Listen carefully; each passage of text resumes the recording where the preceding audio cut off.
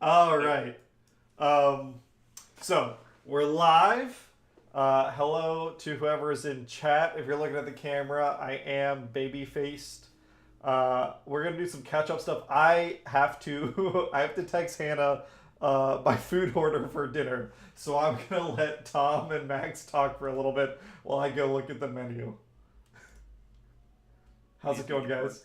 Oh, I was actually just about to do the same thing. I needed to get food, even though because I want to eat before I go to the grocery tonight, so I don't buy a bunch of shit that I don't need. Yeah, Okay, Matt, what Max do you Vamp. think they're ordering? We're doing Panera. We, which Ooh, I actually, I'm down like 3 pounds since New York because of how much All that content I was walking we about to did. generate from guessing. oh wow, I don't Ruined. think it caught up with me the same. Well, actually, no, I'm probably about as the same weight that I was when I, It even It, out. rem- yeah. it reminds me of when so at 1 year before I went to Gen Con, I decided to start running before it because I was like, every year I go to Gen Con, I'm like tired as hell because I just am not in good shape. And so I started running like It's a down lot when of I was walking too. at Arrowhead Apartments. And Yeah. yeah, exactly. And uh, like it was crazy. I ended up losing weight going to Gen Con because of how much walking I did. Like I Huh. genuinely I was there for 4 days, didn't really eat as much as I probably should have. And then which is mostly why there was any weight loss. Like obviously, you know, that's not enough time to have I think when you stay busy, you're less aware of your appetite. That totally makes sense to me. definitely. Oh yeah, Yeah. I Because noticed I mean that. I'm playing games that I'm completely like focused on. Yeah. But but I definitely it's the only time I've gone to Gen Con and like lost weight from it. I started like I guess I was never like measuring right beforehand, but I started measuring after specifically after before and after with that Gen Con. God damn it, Panera. You're making me sign in just to look at your fucking menu? Ah, here we go. You That's what picked two. happens. Why? Not everything needs to be an app. Um, Yeah, Welcome to but my what's world, your Cam. social? We're gonna need to know your social yeah. to get that We're Panera. gonna send you an email that has a code that you need to input in the next 30 seconds, Yeah, so you can prove that it's you. the code is your phone number, so we can SMS you the actual code. Yeah. Never mind, the two-factor doesn't need you to fucking answer an email. Let's go ahead and just send you one for the hell Oh, of it. even better, you got to start asking them for two phone numbers. Yeah, yeah. you can have a burner phone just to be able to You log yeah, in. you And need it for you have to refresh it once a month, right? Like for yeah, security. Oh, exactly. All right. that should be one of the categories for. I don't know if you've seen those, Max. There's like the maybe it's like a Reddit programming community that does this, but they have these competitions to see who can make the most like user unfriendly UI controls. I've seen things like that. I mean, I'm on programming horror on Reddit, Right. which Yeah. is you know that's mostly that about sums up what that channel does. I think they Uh, got rid of the steak and arugula sandwich. Why would you do this They to had me? steak sandwich at Panera. Yeah, it was so good. It was like it was right. It was Huh. like a hanger steak. Cut it into strips. Put a little arugula and a little balsamic vinaigrette on top. It was good, and it was like you should complain to corporate. I might. I like that is something like there's nothing fucking on here I want to eat now. Like, okay, what's this? Half toasted steak and white cheddar? No, I don't. That's probably what it became. I say that because of the times at Sherwin that I that somebody complained and I got in trouble, and I'm thinking like, okay, so how high up would you have to be to influence the Yeah, menu? this No, is like that guy's not getting in any trouble for any meal. Yeah. yeah. Send it. Send. I don't want to complain to the store. I want to go tweet like the CEO. Yeah, I Half mean, that'll price. get you attention a lot quicker, that's for sure. it Ha- will. But I was thinking about like, okay, so I get a review at Sherwin. Oh yeah, I'm getting like that's not gonna go well. This guy gets a review. You've made a customer give you a 0 out of 10 because you removed the item they like from the menu. Nah, he's good. Just let him go. Let him cook. Yeah, let him cook. Yes. The one thing I like from Panera is the bacon turkey bravo. There's not really much else that I like on there. Okay, you know what? Based on that, that's what I'll do because I'm It's not. yeah, I would be curious to see how you like it. It's not like a amazing sandwich, but I think it's the best one they've got anyway. Unlike the three I've had. Now Pick that two. the steak sandwich is French onion and Yeah. bacon. you know, Turkey bravo. A new successor to the throne of sandwich. And moved on to a better place. Arnold Palmer, please. Thanks. Love you. Didn't know they sold that there. I mean, they sell lemonade and they sell iced tea. I'm waiting for they don't, and Hannah's now like, I have to go to like Kroger's and like find this. And, like she ends up going to like 3 different places. Didn't she do that once? Like I'm not. No. She does that. Okay. Instead of yeah. I remember her going like all over the place. She aims to please, and she has a. Did you give her like a 0 on a review one time? Yeah. Is that what happened? Yeah. Like at one of her quarterly reviews, I was like, listen. Oh my god, quarterly reviews. I'm just not seeing the commitment. No. I'm just not seeing the commitment. You're married.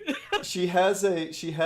I mean, we can call it what it is. It's a complex. It's an anxiety issue. Okay. So like she's afraid, and I've had to like be very proactive about reassuring and being like, hey, just call and check on me if the information changes, then like we can communicate. I got to be really proactive about that because she's afraid that I'll be upset or annoyed, and I'm not, but in her past that has happened like with other people. Namely her, you know what, fuck it, I'll blow it up. It's her dad. Her dad's an asshole. So he's like a passive-aggressive dick when she was growing up.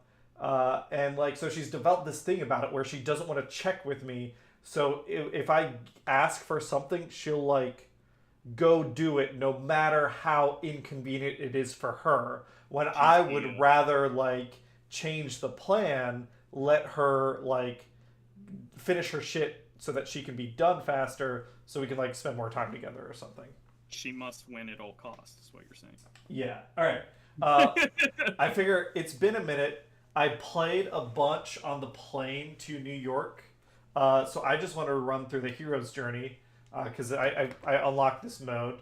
While we catch up, Max, you haven't been on stream in a little while. How's life been going on your end? It's been good.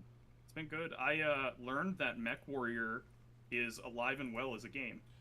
It died when I first started. Like the company that made it, that made that entire like Mech Warrior, the TTRPG. Are you talking or something else? Well, they're actually. I'm talking about like I guess God, what is Warhammer? I've never tabletop war game. Yeah. Okay. I was like, it's not a. I'm Sorry, not sure. that's what I meant. I was right. like, huh. It's not a TTRPG.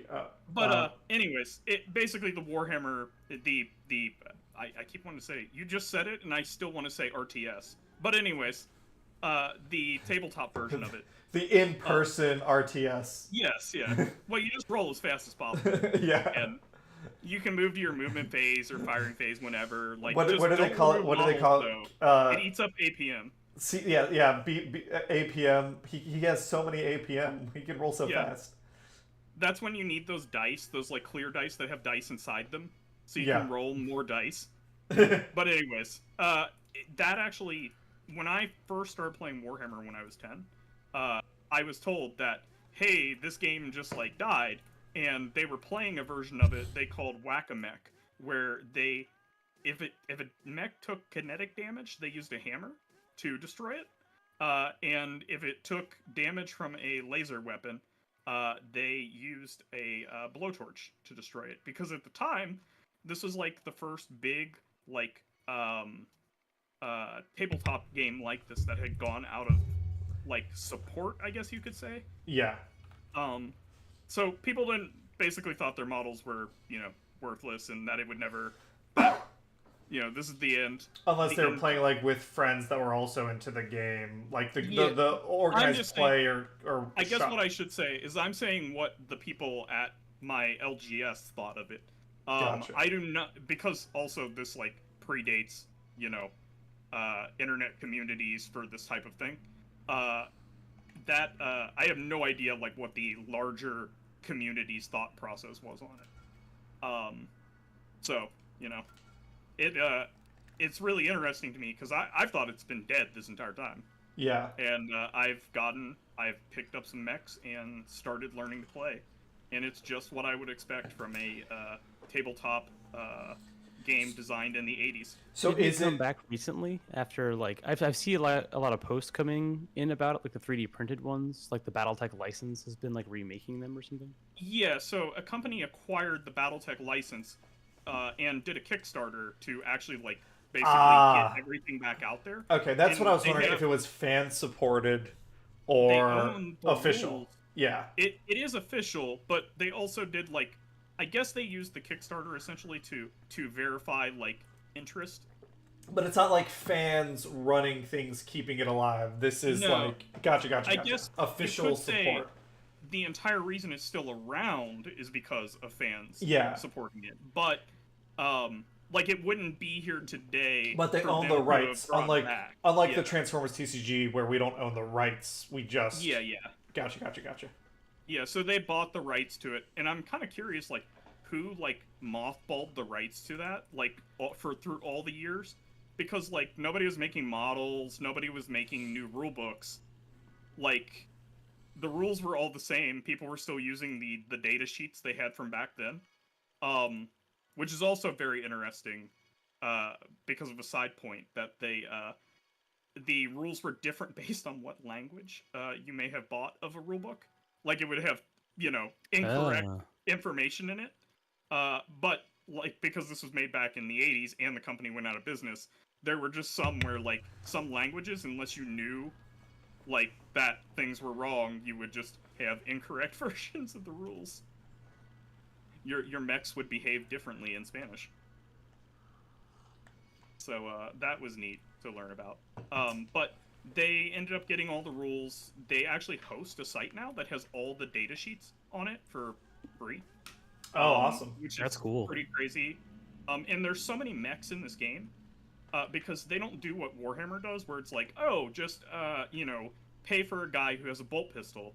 No, they do, like, if this guy has a bolt pistol, he has a different model mech.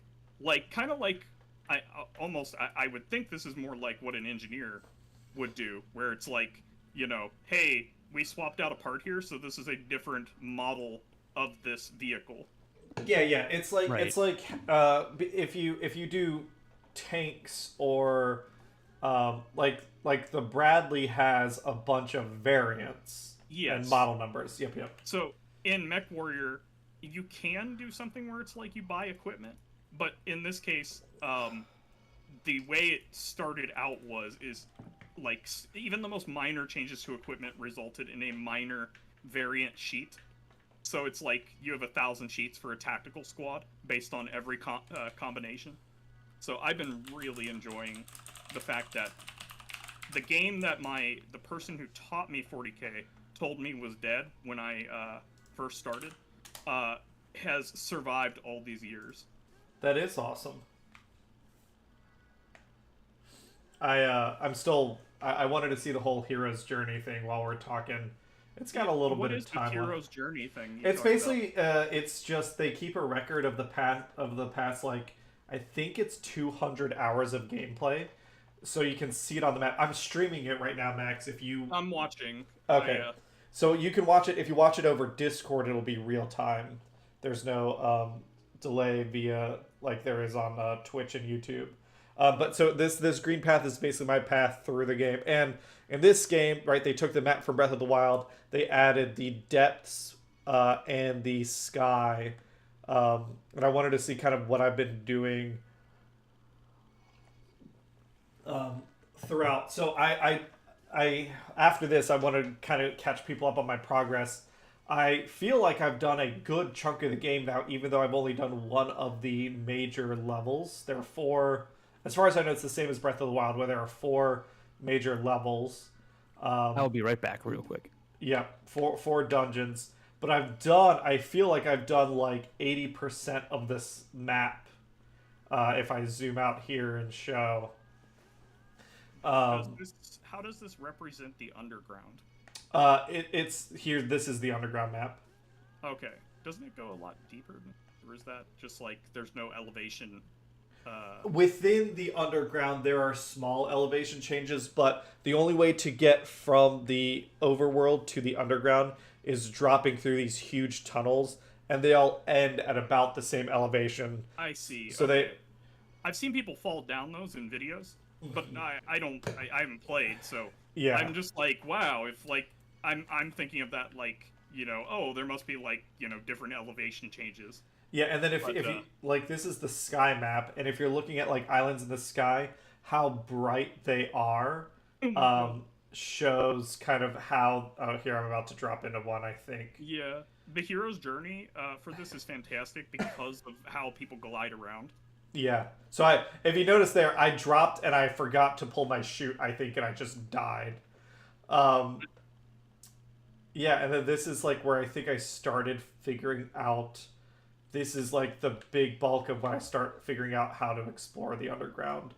I would love to have seen this for Zelda back on the N64 with the water temple. Oh yeah, just like the circles you're going in constantly, yeah, just 200 hours of your character circling the water temple. Yeah. On the map. Yeah. And a person just crying because they spent 200 hours in the water temple. There should be a crying sound effect. When you're watching the water temple part, it plays a crying sound effect. Yeah. That'd be great. While we're doing this, let's check out. Oh shit, a bunch of people in chat. Hi Cheryl, hi Finn and Poe, hi Boom Headshot, Shanice, Rathel. Hi me, I'm back. Tom, Devil Jojo. I'm also in chat. I think Tom's been hanging out in chat answering stuff. I don't think there's been anything major. Boom Headshot. We can talk about New York. So, Tom, Hannah, and I went to New York. It was Tom's first time there. I figure I'll give you the floor, Tom, to share your kind of travel log. And then I'll just fill in kind of bits here and there. How was New York City for you? Max, before Tom goes, have you ever been? Do you have context? I have not. Okay. I want to, but I have not. We're going to go again next year if you're interested, for sure, I think. I am. I think it's a perfect, like, long weekend trip. Yeah. It was good for that. I left my blindfold on the whole time, so I don't remember any of it. That's it. Yeah. No, it was good though. Visit New York City like I'm blind. No, it was good. I really enjoyed it. I like big cities. I like living like near them or at least like around them. Just because I like being around like people a lot. Like I kind of like having that like finger on the pulse in terms of just like being around like communities and stuff. And New York was like a lot of fun for that exact reason.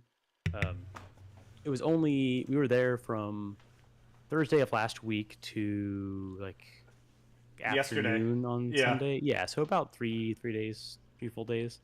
In NoobTube, it is crazy noisy and crowded for sure. I think that's why I like to visit it. Yeah, right. I like to visit it because of that reason. For stuff that I'll get into later, but like it was a lot of fun actually. I was telling Cameron this. There wasn't anything that like super like blew me away, only because like we didn't do a lot of super touristy stuff because I think Cameron and Hannah have been a few times, and I don't really get the same, like, you know, seeing the Statue of Liberty doesn't really interest me. I know that a lot of locals say, like, if you really want to see it, just look at it from, like, a boat. Yeah, the only thing we did was we went to Ellis Island, and Tom, like, shook his fist at it. Yeah. Damn you. Letting in all them immigrants. Yeah.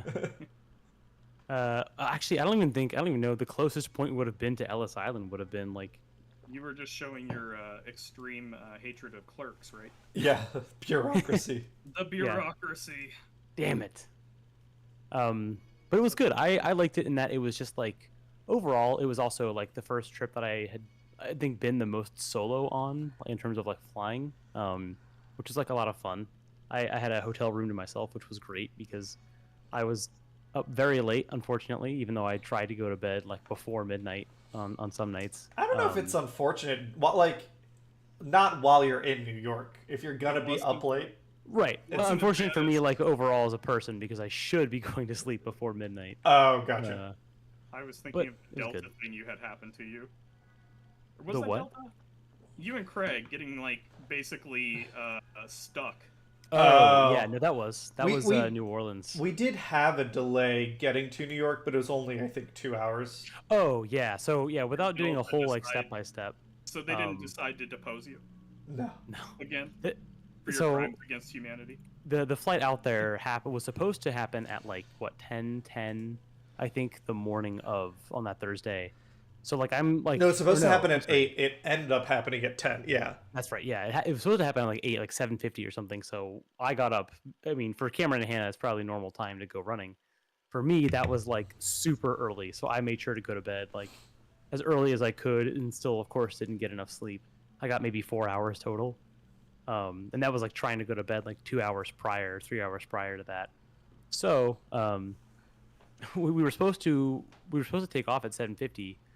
I forget like what time I was leaving at, like 5 something, and like I'm about to like I have everything packed. I've done like my like check over the checklist again. Cat has water and food and like everything is appropriate for her. I'm like about to walk out, and then I get a text saying like your flight has been delayed until like 10 something a.m. And I'm like, well, great. I have 4 hours of sleep. I just took like my Vyvanse for the day. I have also like done everything else that's time sensitive, and now I have to wait another like 2 and something hours to leave. So I tried to get as good of an hour of sleep as I could, but it was mostly me just like laying in the dark with my eyes closed, just being like, "This is sleep, right? Yeah, this counts. This must Did be they at sleep." least say that it was delayed for your convenience? No, well, Gotta add that. As a developer, you gotta add that. I mean, maybe, yeah. Asynchronous plane loading, yeah. Yeah, exactly. We're getting a lot of messages in chat about your nose, Cameron. I think people care about your nose more. Do you want to do that story real quick? Yeah. So I didn't see it in the Twitch stream. in the Twitch stream, no. So I'm okay. I Wednesday morning, Han and I go walk Ollie to get ready for our run. And we're outside, and some dude is walking by us on the street. We have our headphones in, so we're like listening to music, not paying him any mind. I think he said something to us, but again, not paying attention. Hannah walks past him, and I walk past him, and then he came up behind me and punched me. Like if he was trying to mug us, I fought him off. We struggled a little bit, and then he ran off. The nose, I think, if we're looking on camera, is pretty okay now. I was gonna say, I didn't see anything. I mean, it was like bloody and a little bruised the day, but it wasn't. It wasn't even like a good punch. I think it was just my nose is a particularly easy target to hit. So besides some bleeding and some stuffiness, I think the most uncomfortable thing was just sinus pressure as like because there's internal bruising that I think swelled up my sinuses. So there was 2 points while we were out and about New York City where it like got in the way, but other than that, I'm fine. The cops were no help, but again, it was like 5:30 in the morning. Hannah and I didn't get a good look at the guy. He ran off, so we're not expecting anything of it. But yeah, thanks for checking in on me. I know I posted a pic or two on the Discord, but I think we posted a bunch of pics in New York City, so you can see like the recovery process was pretty quick for me. The schnoz was strong. So I might sound congested. It's not because I'm sick. I think it's just still a residual crud that when I used your ablative nose. Yeah, when I went to get it looked at, they said expect for about like a week or week and a half, just junk and crud that will be expelled. Stuff. Yeah. No fun. But it didn't stop me from enjoying New York. Yeah, and it was like Tom said, it's been a really good time. We entirely coincidentally, one of the very first things we did was stumble into the Super Mario Bros. Wonder like launch event at the Nintendo Center what do you call it? Nintendo Land, Nintendo World, Nintendo Store, I think. I think Nintendo it's just Store the store, yeah. I was in New waiting York for you to say City. you mug somebody. Yeah, Entirely. entirely coincidentally. Yeah, just Um, after my experience, you had the fever for it, right? yeah, but that was Super Mario Bros. Wonder. The demo was pretty hot. I know the game's out. People seem to be overall enjoying it. I think it's not like blowing people away with anything new, but it's just a really, really solid Mario. And I you was know gonna what? say, that's kind That of sounds Mario's good enough. jam, right? Like, Yeah, you don't need to knock it out of the park with Mario. It sells itself on I its think own kind I of thing. think there are and I don't want to distract too much from the New York talk because I want to talk Oh, about yeah, the trip. sorry. But no. This is me telling myself because I will rant, and I'm a ranter. Um, Well, I support you. Super Mario Bros. I feel like Super Mario has like multiple like tiers of the franchise. Like trash tier in general is the sports and in my mind the party games. There's I was We waiting played for Mario Tennis 64 on stream, and that was fun. yeah, but like they're not doing anything new anymore. Like Super Mario, Yeah, Strikers is. Well, I guess as, they had a game. as much as I love Super Mario Kart, like Super Mario Kart 8 is the same thing as like 7 and everything before it.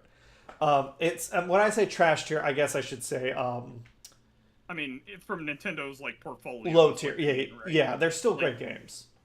Yeah, Um, like they're not making that game to like as a tech demo, basically, or like as Yeah. a breadwinner. Yeah, exactly. And then so then the middle tier is the I feel like the 2D Mario franchise in general. Ever since it started out super strong, New Super Mario Bros on the DS and New Super Mario Bros Wii, awesome games. And then I feel like it's been coasting. And Wonder sounds like, from everything everyone says, a step up for that franchise, that like sub franchise, but still firmly like in that tier, just at the upper end of that tier. And then I feel like the tentpole Mario games do innovate and do something awesome new every time almost, unless they're direct sequels. Like Super Mario Odyssey fucking blew me away. Just like Super Mario Galaxy did, just like Super Mario Sunshine did, just like 64 did. So like, I feel like there is a place in the Mario franchise where that awesome shit happens. I'm just not expecting it from the 2D games, and that is okay. This is not necessarily like criticism or complaint, just acknowledgement of the differences. God, this is long as hell. All right. Yeah. It's been half an hour. Holy shit. All right. That's all. We've just been watching this. Let's talk about New York while also doing stuff. So, I guess the point I was going to show is, like, even though, like, there's a regional phenomena down here. We know there's one with a Gerudo, one with a Gorons. I'm literally about to go into Zora's domain. So that's what I'm going to do while we're talking and stuff. I was enjoying Thanos' journey. Yeah.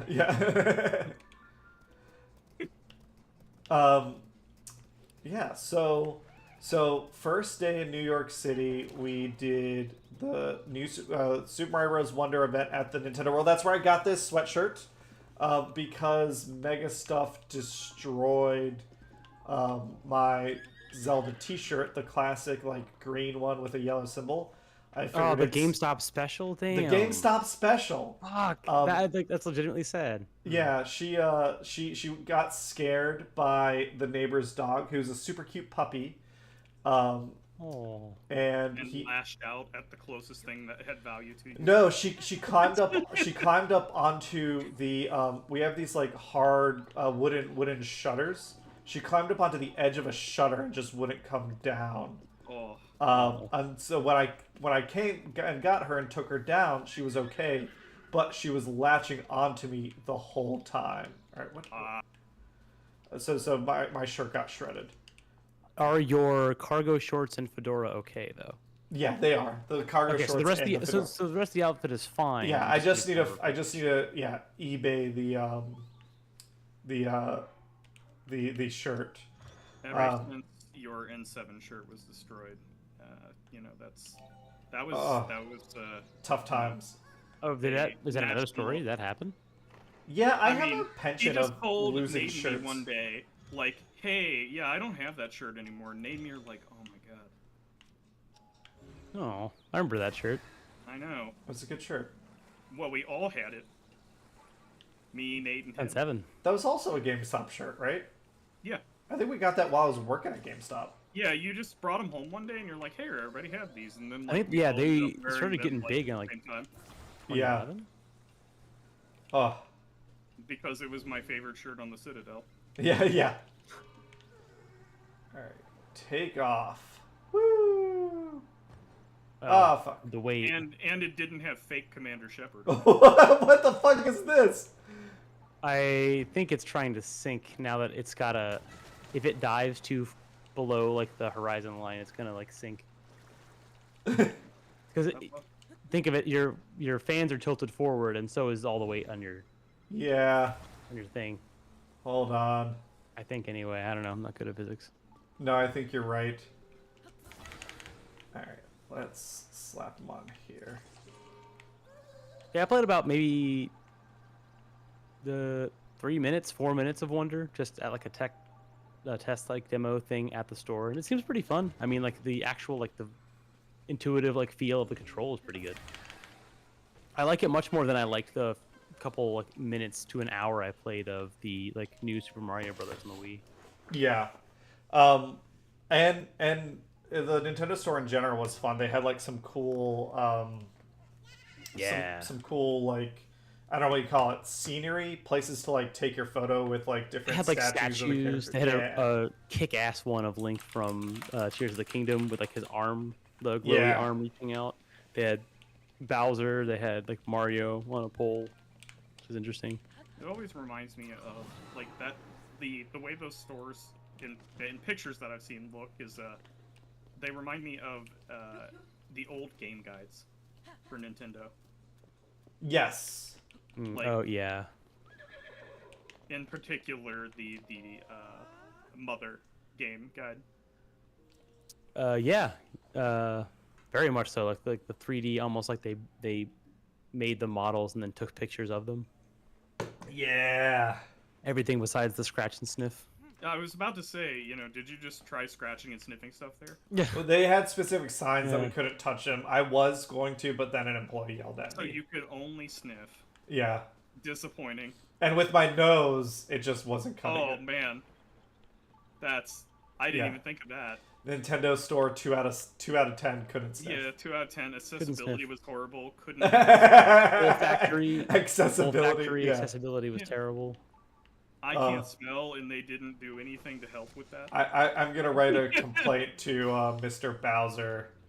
Yeah, Mr. Bowser, I see you've handled handicap ramps and everything, but nothing for the smell list. Yeah. Shanice says, favorite thing you ate. Oh yeah, I guess we're gonna get into that because we like the. God damn it. I'm swimming against the current because I'm an idiot. Stop doing that. Just let yourself go. No. He's that guy. I want to lose all my I'm heart. a salmon. I gotta swim upstream. My hero's journey isn't long enough with death. Right now, he's like, I could just float, Yeah. but I will struggle. That So- person who drowns out at sea. Rage against the Tried to just. flowing of the current. Yeah. Yeah. After that, the only like nostalgic thing really Hannah and I did was we went to the drama bookstore, which is a place that Hannah went when she was in New York for her acting guild, her acting stuff. And then after that, I think we grabbed dinner on the first day. We did. Which I have a led list. to, I think we went, oh, Tom's got a list. Never mind that, Tom. I think I have a list. Well, take I the still got to wheel. pull it up. So Cameron will tell you more about where we ate The on first Thursday thing, night. the first thing we ate, we went to Angelo's. We were like, the first thing we want to eat at New York is some That New York is true, pizza. And we had plenty of it. We went to, I think, like 3 pizza joints. It was all delicious. Angelo's was really good though. We did like a make your own pie. Yeah, I think it was like pepperoni and peppers and sun-dried tomatoes. Oh yeah, that was really good. And Oh, Angelo's, loading. I think, has the oldest charcoal oven or I was gonna say just coal. just coal. Man, just Yeah, that pizza's got some smoky taste to it. Ooey. yeah. No, the oldest. I guess I don't know what they burn. I assume maybe it's actually wood. Or I think it is charcoal, but the idea of just it being like a pure like coal is fantastic. If that's not a thing, somebody needs to make it. It's a really hot oven. That's pretty much all it does, but Yeah. it's very hot. Yeah. So that was super good. Really liked it. And then I remember what did we do for dinner that night? I don't remember. that actually. was dinner. I was about Oh, to was it? ask, Oh, that's right. Yeah, it was, wasn't it? Did you load the hero's journey for your vacation? You had I didn't. I tried to build it as we went, actually. yeah. Tom did it with Google Maps. He did a pretty good job building the hero's journey with like marking our locations in Google Maps. It's pretty cool to see. I think that actually exists in Google Maps. Yeah, it Or, like, does. on your Google account. There's a history. I always have trouble like getting to it, but what I did is what I typically do for trips is I make like a list of places we might want to go, and then Yeah. this past trip, what I did is I actually marked every location we actually went. You Just so I did could the, say, like, when someone's like, "Oh, what did you do on like Friday night?" I'll be like, "Oh, it was at least these 3 things." you did Yeah. the D&D map version. But Basically, yeah. I took notes when I probably didn't have to because I'm sure there's a history thing somewhere in here. I mean, But even of course, better Google hides is it somewhere. volunteering to do the map and then not doing it, and then telling the party about it later. Right, making it up the moment they ask. Yeah. The true experience.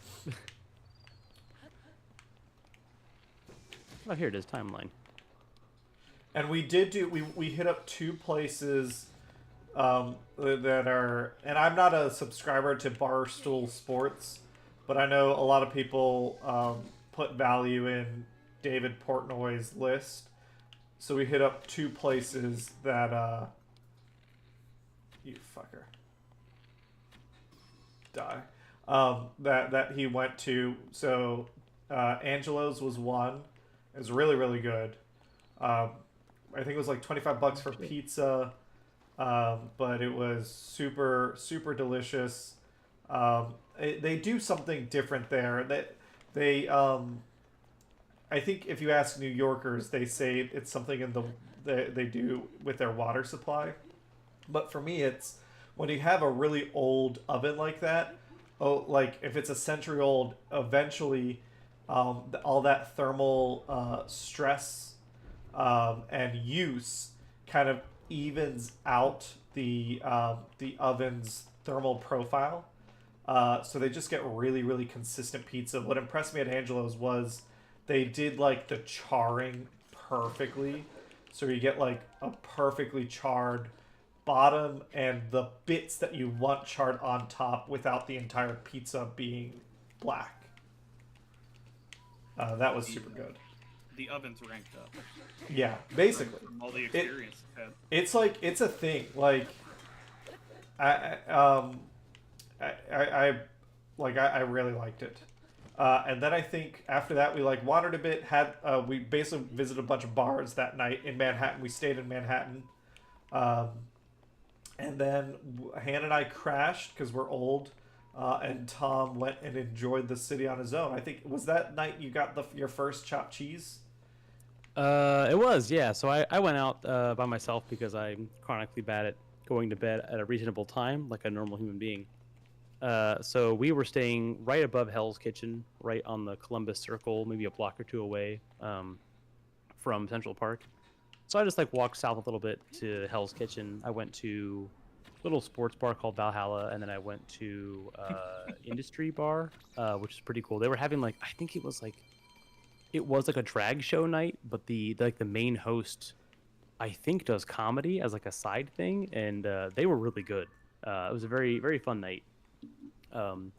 Made some, I guess, acquaintances, some friends, like of people who I probably won't see again, but that's what I do every time I do this kind of thing. But it was a lot of fun. I got to ask a lot of people about like New York, kind of like the so-called drunk history thing where they ask people about the city, like in like the beginning of the show.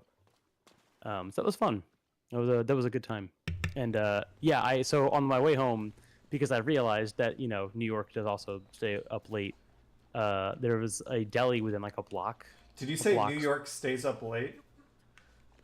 Yes. It doesn't stay up late, Tom. It's the city that never sleeps. Yeah, but there's like 6 cities that fucking say that, and then it's just like, oh well, this place closes Yeah. at 1. I'm like, well, But, I have places back home that stay open like until 3. What But the fuck? one do you spec- think- specifically, Which one said it first? Though? yeah, specifically Pittsburgh is the city that stays up late. Right, and you know what happened when we were in New Orleans? Craig and I's Lyft driver on the way to the hotel was like, "Yeah, we never sleep here." It's And the I was city like, that "How never everyone sleeps. says that. Like everyone fucking says that. If you have a certain like demographic of a metropolitan area over a certain size, you can say it, but like you're not the one to do it. That's fair. That's fair. But gaslights, man. Yeah. Right. They Exactly. Have those, they didn't have to sleep. Yeah, Cincinnati does not get to say that. Cincinnati definitely goes to sleep. And it's about 1 a.m. I think pretty much most wakes up places do. late. There are bars that stay open later, but it's like it's not as prevalent as it is in New York. Which I will say that was the thing that I think was the most interesting about like the nightlife was that a lot of places, some places do close earlier than you would expect. Some places were up way later than I expected, and there's like a huge range of like. That should probably be the first question when somebody tells you that is, how late do your bars stay open? Yeah. Right? Do they close? Yeah. Yeah. Do they close? What do they do when they close? Do Are they actually the sleep? same? But yeah, Devil Joe, I got a chopped cheese on my way home that night, just from like the local deli, obviously, and super good. I like it a lot, actually. It's essentially a cheeseburger, just the way it's prepared, I think, is the part that makes it so special, and it really does make a huge difference. I think I had one like one a day while I was there, just because I was like, man, I really wish. That's why I lost weight and you stayed the same weight. Oh, for sure. And I was like, listen, I'm willing to make the sacrifice. This is like, I don't have a lot of things that I go sicko mode for in terms of taste. You put This is yourself one out of there them. on that one. Yeah. So I'm gonna throw myself on this. Yeah, I will bear this. I'll do burden. it for you guys so that you didn't have to. And you're welcome, by the And- way. Yeah, there you go. You want to describe a chopped? I wonder if Devil Joe is asking what a chopped cheese is. Hi, Outset Silver. Yeah, this is the new Splatoon map. It's pretty hot, super big. Let's see. I'm gonna see if I can ink some. There's like a weird like character event design that's kind of Yeah. The verticality on this The map. the, my the God. problem is I'm using a weapon right now that doesn't ink very well. So you see these the enemy ink right here. I can't really do much. And when I go in, even if I'm in squid mode, I can't seem to get much out of it. So that's really annoying. But other than that, I mean, this map is sweet. Staying out of the water, all that. Other than that, 10 out of 10 squid. Yeah. Other than Yeah.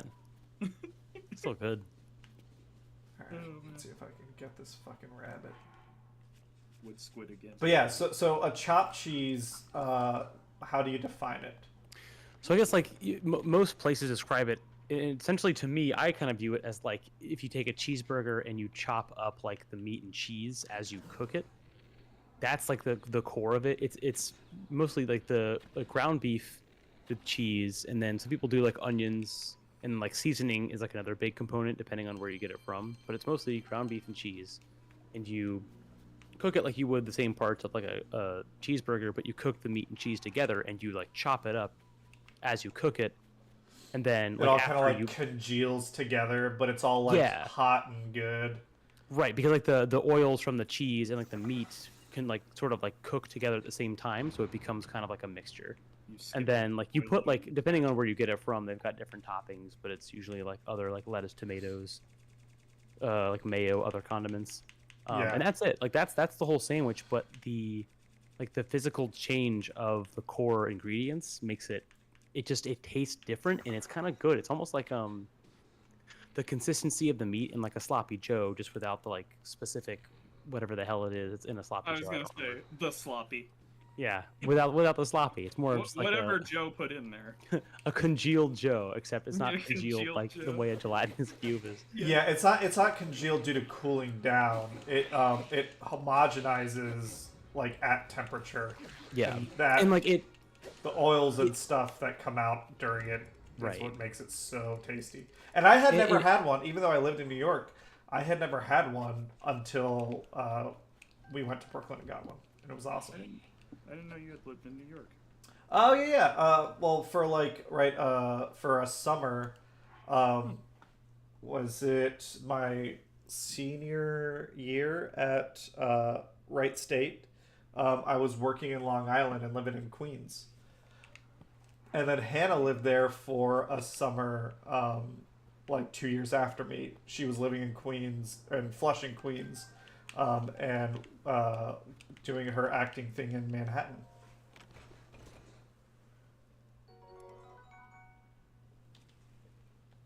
So do you hold that over her that you were there before she was?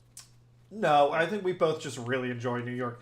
We had not a fight, but she like got upset the last night we were there, and I was trying to understand what was up, and it was basically she was upset that we were leaving. I would be like, hey, I can understand that. yeah, It would basically be like whenever I make my pilgrimage to Japan, it'll basically be like that for me. we were talking about that Or too. it's like, oh yeah, like this is where Broadway is. Like I can only imagine that is Yeah, a pretty little important. disappointing to leave behind based on her profession. That and then can I elevate this? Oh, I can. It's her mecca.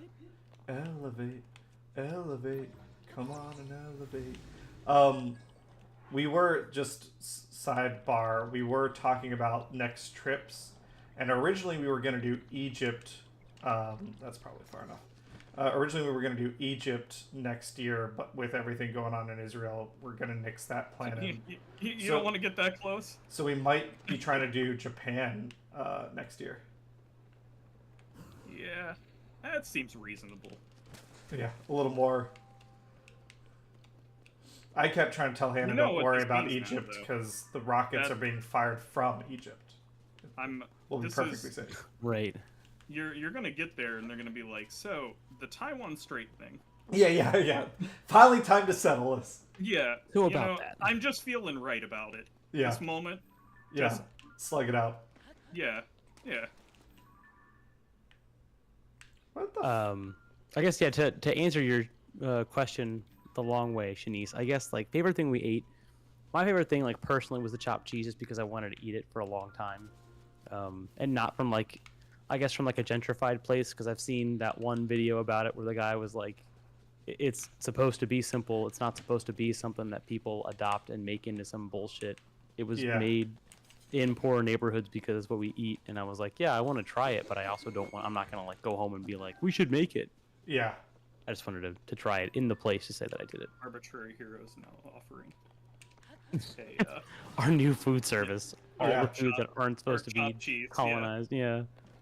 Is it But cold beyond over the here? chopped cheese, I will say I think my favorite food that we ate was rava on the last night, which was it was Persian cuisine, right? Cameron, was Yes, it? it was a Iranian restaurant. I'd say it was Oh, like the way you'd call it Americana. You'd call this like classic Persian, not of a particular region or style, just kind of representative. So yeah, so part of the Persian restaurants around here.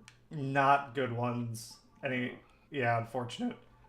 But if we make plans for maybe coming over for dinner, I'll cook some food. You But have to make tariq. Oh, I always do it. It's a byproduct of the way I make rice. Same. It's not good.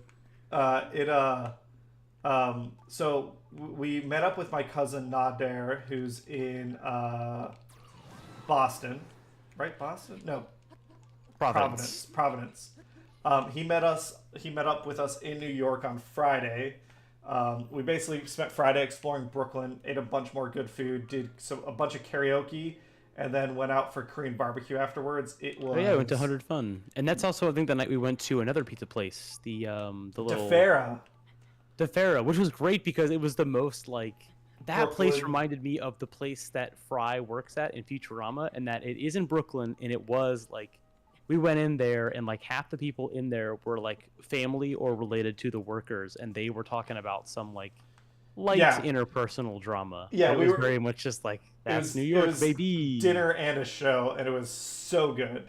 It was very good.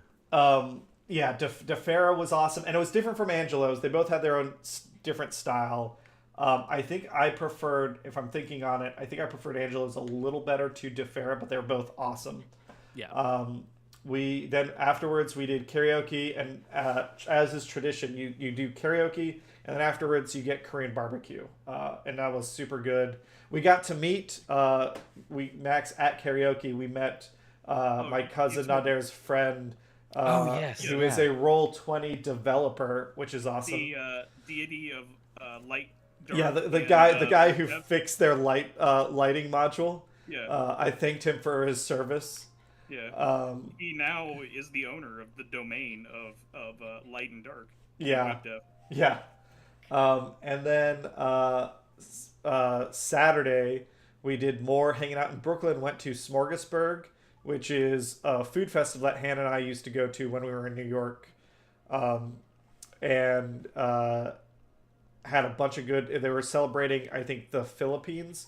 So it was a bunch of Philippine American-owned restaurants and food trucks there, doing their food. Got to eat a bunch there, and then Saturday night met up with two more cousins, my cousin Puyan and my cousin Lydia. So it's basically like a family reunion, and we went to Rava, which is a really solid Iranian restaurant on First Avenue in Manhattan. Highly recommend. I think most of us got kebab, which is definitely a traditional Iranian food, but not like a super unique Iranian food. It's done elsewhere in the Middle East. But then I know Hannah got fesenjun. You got to try like kash banamjun and torshi and that stuff. So I think it's a really good representative meal that families that open restaurants in Cincinnati can't seem to like figure. The problem is, I think the families that are opening up restaurants don't know the business side of things, so they can't get the investment needed to do like a high end, like nice restaurant. Which I think... What this means is that your mom could instantaneously acquire funding. Yeah, yeah. It's something that I've toyed with. We actually had a conversation about this too, which I'll ask you about later, Max, about like what we want to do when we retire. And I realized like if it's what you want to do... Restaurant. Basically, it's something you want to do that's not in your current field. And I was like, oh, I would probably try and do a restaurant. Because I love food, I love cooking, and I feel like I have the business discipline to like not make some of the classic mistakes. Use a CNC machine so you can cook. Yeah, exactly. It's transferable. You just put the kebab on the CNC machine, and let it do its work, right? Yeah. But it's awesome. I'm glad to hear you enjoyed it, Tom. It was really good.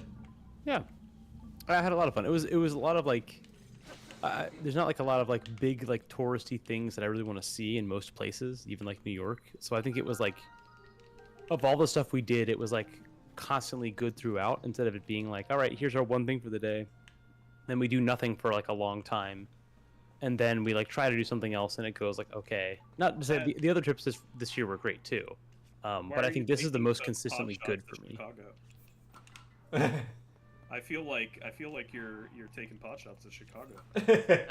At Chicago? No, Chicago's fun. I mean, I haven't been in. I know you actually weren't there with us from what I'm talking about. Oh my god. Oh, are you talking about like ASEN? Yeah, when we tried to find Chicago style hot dogs in Chicago and failed. Yeah. Yeah. Actually, it's funny. The first time I was there in like 2013, I had the same issue. Okay. I was not able to find any Chicago style food. 5% chance to fail. It got us there. Yeah, they tell you about that at the tolls on the way in too. Yeah. Public service announcement. It's always a 5% chance to fail. Or pass. Oh, look at that! I didn't realize I could clean the sledge with water. Well then, that helps. Oh yeah. Yeah, this is like where you learn it too. This is the only thing I've done in the Zoro's domain so far. I actually meant to be playing this alongside, but I'm busy making a D&D character, and then I've got to edit another tabletop character after this. My Well- schedule is totally fine. Oop. I don't know that phone Have number. you asked ChatGPT to make your character? I don't I think have it not, could, no. because ChatGPT still can't do math super well. Well, and also, it probably shouldn't have access to the rule books. I I'm mean, a I think little there's a interested lot. in how much there- copyrighted material. Oh, there's got to be a ton. Just because somebody else put it up, and Oh. it Oh got god, is he gonna sit on his ass pathetically until I make room for him to give me a spear? God damn it, dude. I have so much cool shit. I don't want your fucking spear. Alright. Here we It's go. that one sword you have that looks like a wizard hat with a You- ball in the I end. like that. You came back. He's All so happy. And now I can fight. And the quest isn't complete until I take his trash. And then you drop it on the ground. Yeah. No, wait, don't leave. This sword, I hate it, but it's a really good. It's a silver Bokoblin horn. The horns have tassels, and it's the dumbest shit in the world. Wait. But it does give me plus 31 attack. I mean, you're Oh, okay. basically describing the Monster Hunter thing right now. So you're saying I need to wear the Wiggler. Yeah, yeah. Cheryl is also asking about tabletop. Yes, I think. Was there anything else you want to talk about New York? Basically, it was awesome. We're gonna try to get back. Yeah, I mean, there's like nothing that like super stood out. I mean, like again, it was like a lot of like little things that were really nice, but nothing that would like to the casual observer would Yeah. be like I have super to ask, important anyway. what is mass transit like there? Oh, so mean, good! Obviously, pretty good, I I gotta aware say. that their subway is. Oh, so good. Good. And we got to experience almost all of it. We didn't do buses. We basically rode the subway everywhere, which was great. We did the air train, which is a special train that goes from the airport into the city. And it's fantastic. We did the LIRR on our last day. Yeah, it's like, I mean, it's a fucking 24-hour public transportation system that I think handles like probably, I don't know, 5 or 6 or maybe even 8 million people a day. It's Ever since I went to Europe, that's what I ask about now when somebody tells me about a place they've been. I'm like, so how was it getting around there on their public transportation? And if they told me they didn't use public transportation, I'd be like, oh well, that probably isn't a place that I'm gonna end up going. yeah. Just because I mean, it makes, at least in my experience, places that I've gone to where, you know, there's public transit like that are way more enjoyable. Yeah, it was awesome. I am gonna change my little outfit. It is Finn and Poe, no, we hated it. It was terrible. We're just kidding. Actually, no, we've been singing its praises all of stream. Also, Yeah. Like it have to be a pretty small city for me to like be like, yeah, you don't need public transport, and I'd still come visit you. Yeah, even Cincinnati, like downtown Cincinnati, is walkable. But man, it would just be nice if we had more You could reliable. even use the unfinished public transportation to get around. I guess. Yeah. true. Not safe, but you know. I guess I'm gonna head over here. The elephant's gone, of course. I was trying to like follow the river up, but I got lost, and I was like, "Fuck it, there's the tower. Let's just go get the tower." Oh yeah, Yeah. So New York, awesome. Ate a ton of good food. If anyone's interested, I think Tom and I both put pictures and stuff up on the Discord. You can see the family and everything. Everyone in New York has a doodle. It was kind of cute. Hannah was losing her We did see a mind. lot of good dogs over the weekend. Yeah. We did go to what the FAO fuck? Shorts, and we No. got to go play on What the the- big. I'm look gonna at- talk through this. We got to go play on the big piano from Big, literally. And Damn it. Cameron's They dying just- right now. They just rotted from Godded you. Yeah. I'm actually that- curious. Is it always the same one? Because this happened to me too, and I just like teleported. I was like, all right, bye then. Well, I need to take a picture. There's no flash photography while the tungsten rod Yeah. is in movement. Is Yeah. in motion. That's annoying. I guess I'm not One that way far trip. from the entrance. You didn't realize that you had started playing ODST, did you? Yeah. And now that I'm here, so There's no I've seen Chaz. one shrine, but that's way over there. Yeah, so then TTRPG stuff, I think since the last stream, I guess we played stuff the weekend before we left. I didn't play anything the weekend of because I was in New York. We had Tanner's game. I was sympathizing for my man.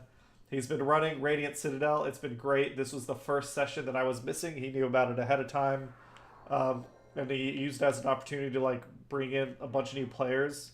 And I think out of 6 people who signed up, 3 showed up. One of them showed up super late. But he ended up running it and he had an okay time, but he was venting his frustration. So 2 players canceled beforehand. One did the day before. One had a family emergency and canceled the morning when they were playing in the afternoon. So he had morning about 2. And then 2 more didn't say shit. Craig forgot about it until Tanner texted him. And someone else on the server, I think, forgot and then sent a thing like 5 minutes after they started that they couldn't make it. But he ran it, and I think with only 3 players, it was actually like a tough adventure, which I think is good for him because I feel like he's been getting whopped as a DM recently because I'm playing a paladin in that campaign. We're like level 8 now, so I've got like my all my aura stuff. So I think overall it was fun, but that was definitely frustrating when players. Like, it's one thing to not be able to make it, totally understandable, real life happens, but you gotta communicate about that stuff. You gots to. Heal. Then, yeah, I don't know, like, Tom, have you played any recent TTRPG stuff? I already talked about the alien thing. Yes. 2 weeks ago, 3 weeks ago, something like that. We are starting up the campaign for that, though. It's actually what I'm doing this coming Sunday, and also why I forgot I can't go to the FC Cincy playoff game because I agreed to it already. So I will be checking in on the score of that game while I am running away from xenomorphs or running away from capitalism. So this because is... I've never played the long form of this game, and I don't know if we're gonna see aliens all that often. I think, yeah, capitalism's the ultimate bad guy, always. What's interesting to me here, so these tablets are in Zora's domain in Breath of the Wild. I kind of expected them to change the text of them in Tears of the Kingdom because of everything else that they like chose not to keep lore-wise from Breath of the Wild. But it's actually the same, I think it's the same text. It's talking about Mipha, who isn't even in this game. I was gonna say, well, why would they change the text though? I mean, they might add some. Well, like, for the add a new same reason tablet. they like made all the Sheikah technology disappear and pretend like the It'd make it disappear. There's just more Zonite stuff. right, You but mean like the shrines? the shrines aren't there, the beasts aren't there, there aren't the guardians. Like I think they kind of just hand waved it because they're like, oh, we got this cool other thing we want to do, which is fine. But I just expected them to do it. Yeah, I mean, kinda sort like of, but I guess everywhere. like your original tablet is still Sheikah tech. No, it's Like not. it's not like it's not like it's like an alternate universe. I've always It's, kind of like a sequel.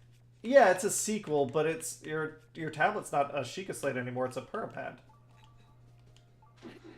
Yeah, I guess like the new. Well, I guess it's the same way in like hell, lots of video games do that where it's like, oh, now you got this new version of the old thing. What happened to the old one? What do you mean? It's just gone. Yeah, so I figured they'd have some line in here about like Right. we've discovered new stuff and we're recording these stories and now this is about the Zonai. Yeah, but that require like those people left behind documentation. Yeah. Well, Apparently the as we Zonai know, are Matt, pretty good no about one ever that leaves stuff. behind documentation. That's just a myth. Only if you want to lose your job, right? Yeah, exactly. Writing that down? Why would I do that? Yeah, that's I am the security right document. there. Oh man. And What's the point of that? Confluence is a really cool idea. I love tabletop fantasy stuff like Confluence. Zora's Domain. Well, looky here. I do like that. Yeah, when you come in here, it's Super Mario Sunshine on the way in with like all the puddles. Yeah, it's and then raining it's like sludge. Splatoon. Yeah, where there's like just random shit falling from the sky, Yeah. and that's just normal here for some reason. I'm trying to think. That rod earlier, or whatever it was that you rode to the ground, reminded me of something I've been trying to do in Dwarf Fortress. I've been dropping dwarves in cages, down into the depths, because the cage breaks and it doesn't damage the dwarf. It's basically the dwarven version of a drop pod. It's like that Evangelion episode where they drop the Ava units like super deep into like the superheated plasma. Yeah. Yeah, I mean, I'm not dropping them down to the magma layer. That'd be unfortunate for the dwarf. Right. It's like Iron Lung Dwarf Fortress.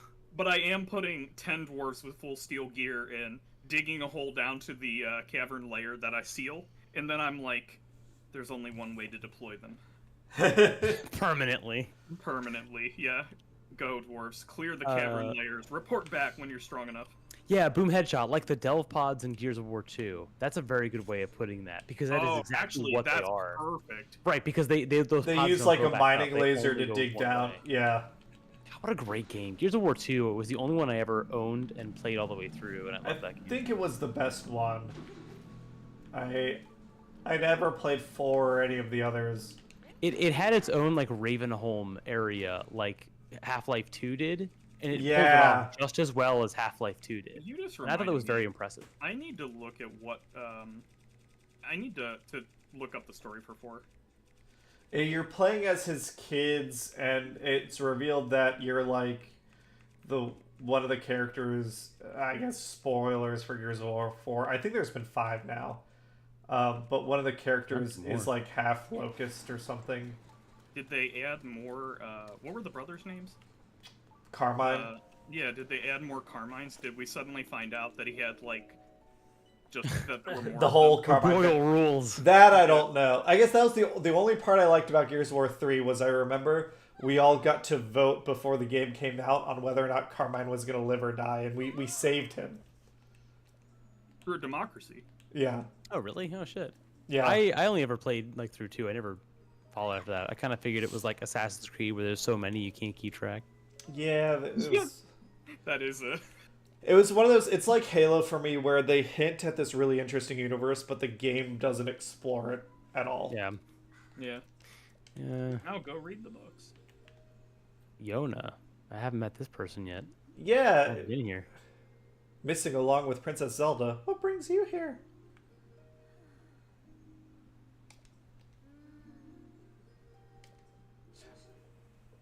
I was telling one of my friends about what you told me to ask at that convention. I think it was a Gen Con, wasn't it? Where you asked me to ask during the Zelda panel why is Zelda always trying to save the princess? Oh. And I'm like, do you want to have to fight our way out of here? We're pretty far from the door. Speaking of, hold on. I'm gonna we'll talk for a bit while this cutscene stays, because I saw an awesome picture about I know exactly why Zelda always wants to save the princess. It's because Princess Link is super cute.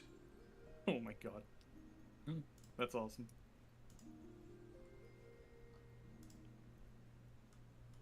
Let me I wonder if we'll ever get that in a version of the game. Female Link. Female Link. We did in there was like a Hyrule Warriors game where it was like Linkle, which is Lady Link. I was not thinking of the what the name would be, but I suppose that worked. Here, I'm gonna stick it in video games.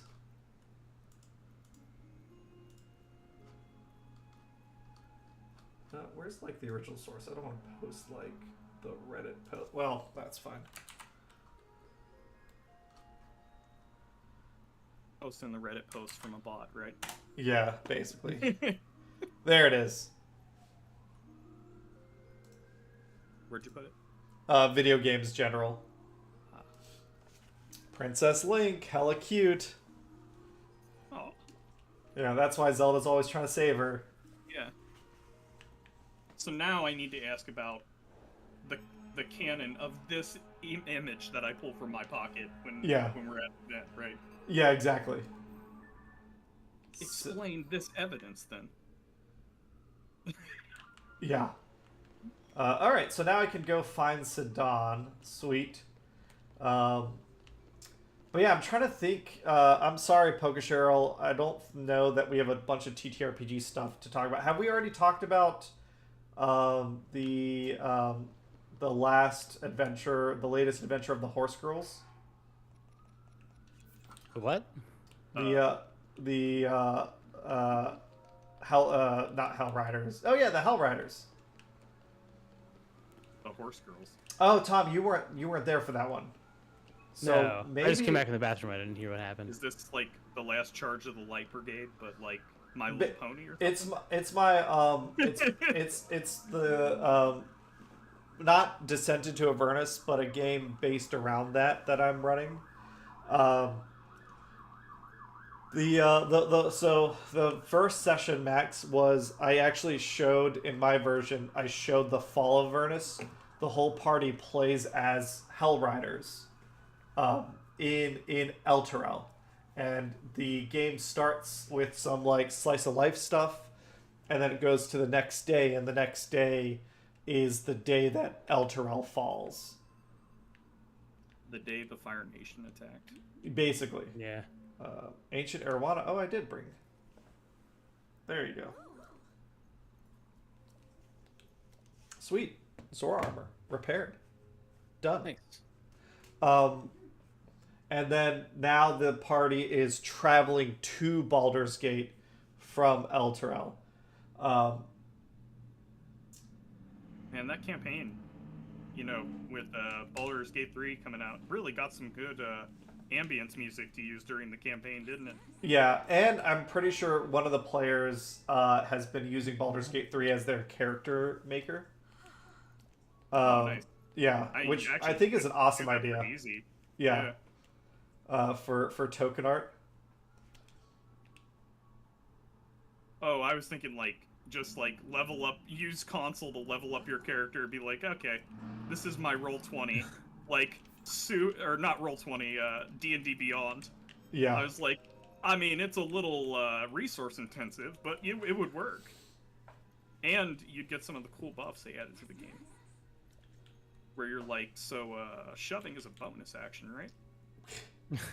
Yeah, like Baldur's Gate 3, where it's like, Yeah. hey, you know, shoving is always an option. Just start playing by the actual rules of Baldur's Gate 3, but for your pen and paper game. Yeah. Bite Size B, welcome. No worries about being late. We actually already talked about New York, and I think we just finished up tabletop stuff. Yeah. I guess Dragon Vice Fire Peak update. There's a session this Sunday, and it's conveniently, this wasn't planned, but it's pumpkin themed, which will be a lot of fun because it's right before Halloween. So looking forward to that. Yeah. Other than that, I think like Waterdeep is going strong. The group is. Oh, Max, you'll be interested in this. They are gonna be trying to raid Manchun. So they met a Manchun simulacrum, and they've met another Manchun clone, and they're essentially turning one against the other because they're always trying to kill each other. Yeah. So that's basically the way they're going to have a fighting chance against Manchun, because he's like crazy strong. Because they've Manchurian candidated one of the Manchus. Yeah, they Manchunian candidated someone. Yeah, exactly. So yeah, that's going well. Dragon of Icefire Peak. They're investigating an old wizard's cottage, and let's see. I think that's it. The new like Avernus Rising. We're gonna finish off session 2 on Friday. And then I'm doing a Curse of Strahd on Saturday. Looking forward to that. They've got one night. That's what I was about to ask. Yeah, like one night to kill Strahd, which will be a lot of fun. And yeah, I think that is all the TTRPG stuff. So not a lot, because obviously we were traveling, but we'll have more to talk about next week. Nice. All right. The speed run of Strahd. Yeah. It basically is. It's a lot of fun. I love that, actually. That's just... the next time I do it... Whoever came up with that concept, it's great. The next time I do it, Max, you'll have to sign up. This time it's been all new players, but I think everyone will have had a chance to play. So the next time, like, you'll definitely be able to sign up and join us. What am I trying to do here? I'm trying to equip my water. I'm gonna start using my character to see if I can glitch through things and put things in bottles that I shouldn't be able to, and then skip to Strahd. Yeah. With a Deku stick. And be like, Strahd, have you ever seen one of these? The DPS on this. This Deku stick cost. Bite-sized, but surely those boars aren't even a little bit suspicious. No, they're... I mean... Do you know how many rupees it takes to fire this Deku stick? I feel like I want to get the whole Zora armor set. Ah, shit. I haven't gotten a piece of that yet. I should do that. I don't know where to get the rest. Wow, this is horrible.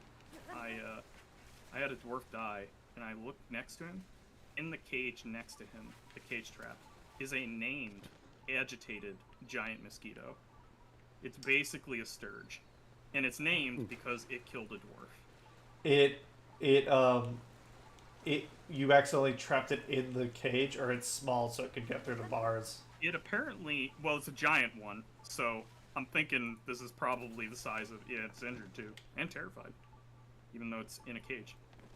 It's well, but is a giant mosquito like... Jesus, it's got giant snail ichor on it. I don't know what this thing has been doing. I haven't even seen giant snails on the map. I come from the depths. I really, this game needs like a scale on it that's like, instead of telling me that it's savage territory, they just need to give me a one out of Australia. What the wildlife is like. So far, I've seen giant flies, giant mosquitoes. I suppose there's giant snails around here. I've seen a giant skunk and an armadillo. A giant armadillo. Oh, also giant lungfish. Did not know those existed in the game. That's creepy as hell. Oh, teleport spot. Awesome. Dwarf Fortress gives me so many cool ideas for D&D monsters. Like, you go out in the wild and... Have you ever heard of a dire lungfish? Yeah. Well, it's coming out. I've always liked the health system, because I think the health system in Dwarf Fortress kind of describes how like little it cares about like standard fantasy like role-playing game conventions. Actually, I would love to do that in a game. Just be like, so every one of your parts has blood, and it has these meat bags in it that are important. Yeah, you don't get health points. It's like, well, what health am I looking at? It's like, well, I mean, you seem, vaguely tired. That's it. No health, just you seem conditions. Tired after losing a quart of blood. Yeah. Hey, it's Sidon. That's when you bust out a cookie and some orange juice. Is that how you pronounce his name? I recognize that I probably am mispronouncing it. I always thought it was Sidon. I always say Sidon because like Poseidon. That makes sense. Fish. Yeah. I mean, I have no idea. Cheryl is asking, is Max getting the itch to run some D&D? I would. Cheryl is saying, dance, Max, dance. I want to. I talked to Cameron about this a while ago, but I didn't get around to it. I want to run a campaign that takes entirely place on the ocean floor, so that I can use monsters that would rarely get used. Yeah. And have everybody play Warforged, so that they can just walk on the ocean floor. It'll basically be like every monster that can swim is a flying creature. So it'll be like Soma, the game by... Yeah, but basically the idea is going to be, game. Hey, go down to the bottom and pick up things off of ships or whole societies that have been down there. They would be... Really that's actually sick, yeah. To the idea of what are undead doing when they're underwater? Like, basically, you know, somebody's probably made a zombie by the coast. It'll You be gotta like the watch out. dire graphs from Magic the Gathering, Yeah, except before they reach the surface. Yeah. exactly. They would. Um, wouldn't it also be they're flying, but their flying speed is twice as fast? Because if your Warforged doesn't have a swim speed, they can walk, but they'd still take half movement, right? It's actually, I think it's even worse than that because depending upon most of the terrain you're going to be walking on is also going to be like silt. Like unless I'm dropping you like in the middle of like the ocean, or like way off the coast, the the floor is going to be dead plankton. Right. Like you can survive because of being Warforged, but you can't move Yeah. per se. And Or also, not I really particularly. like the idea of how do you take a potion? You pop the cap and you're like, oh, You gotta Right. suck it floats out. away. I wanted to. I have a document I threw together of ideas for not magical items, but things that a Warforged might want when they are on the ocean floor. And one of them was like basically a module that you could add that you just plug a vial into, and it injects you with the poison or with the potion. So that basically you never have to uncap one. That was pretty cool, actually. I like that idea. The other one I was toying around with was a air bladder for letting you actually like float. I like the idea of like a rapid release air bladders. Like your walk speed is like a quarter of whatever your normal walk speed is, but as soon as you hit the air bladder, it's just like whoop, Yeah, 60 feet per second. yeah. Just I must go with my people. I must away. Yeah. Ruins investigation. Also like the way damage works when you're underwater is like basically bludgeoning is everything has resistance to bludgeoning, everything has resistance to fire. At the pressure, and I wanted to do rules for even like just like zones of pressure, because I love the idea of somebody like setting off a fireball and like you're too low for like the fireball's radius to get wide enough. Have you there might be existing rules on that from the book, what's it called, Call of the Nether Deep? I looked into that, I think that's the one you told me about last time. And I looked into that one. It had a lot of really cool stuff for monsters, which I want to use. But it didn't have a lot for like the actual. Assuming this is the same book. So you know, if it's not the same book, then No, it probably is, because there has been like a new water combat book. But I there used to be some really interesting rules in 2E that I liked. That I've only seen used very rarely. Like if you use lightning bolt underwater, instead of it actually being like a line, it's a fireball in your face. Right. It's It's like a lightning here, I guess. Yeah, and I wanted to do game. some rules for like, so what happens if you use like sonic damage underwater, because Right. the radius should be way higher, and it should be significantly more damaging to a lot of things, especially when you're like deep sea, where things are going to be not depending upon sight. Yeah.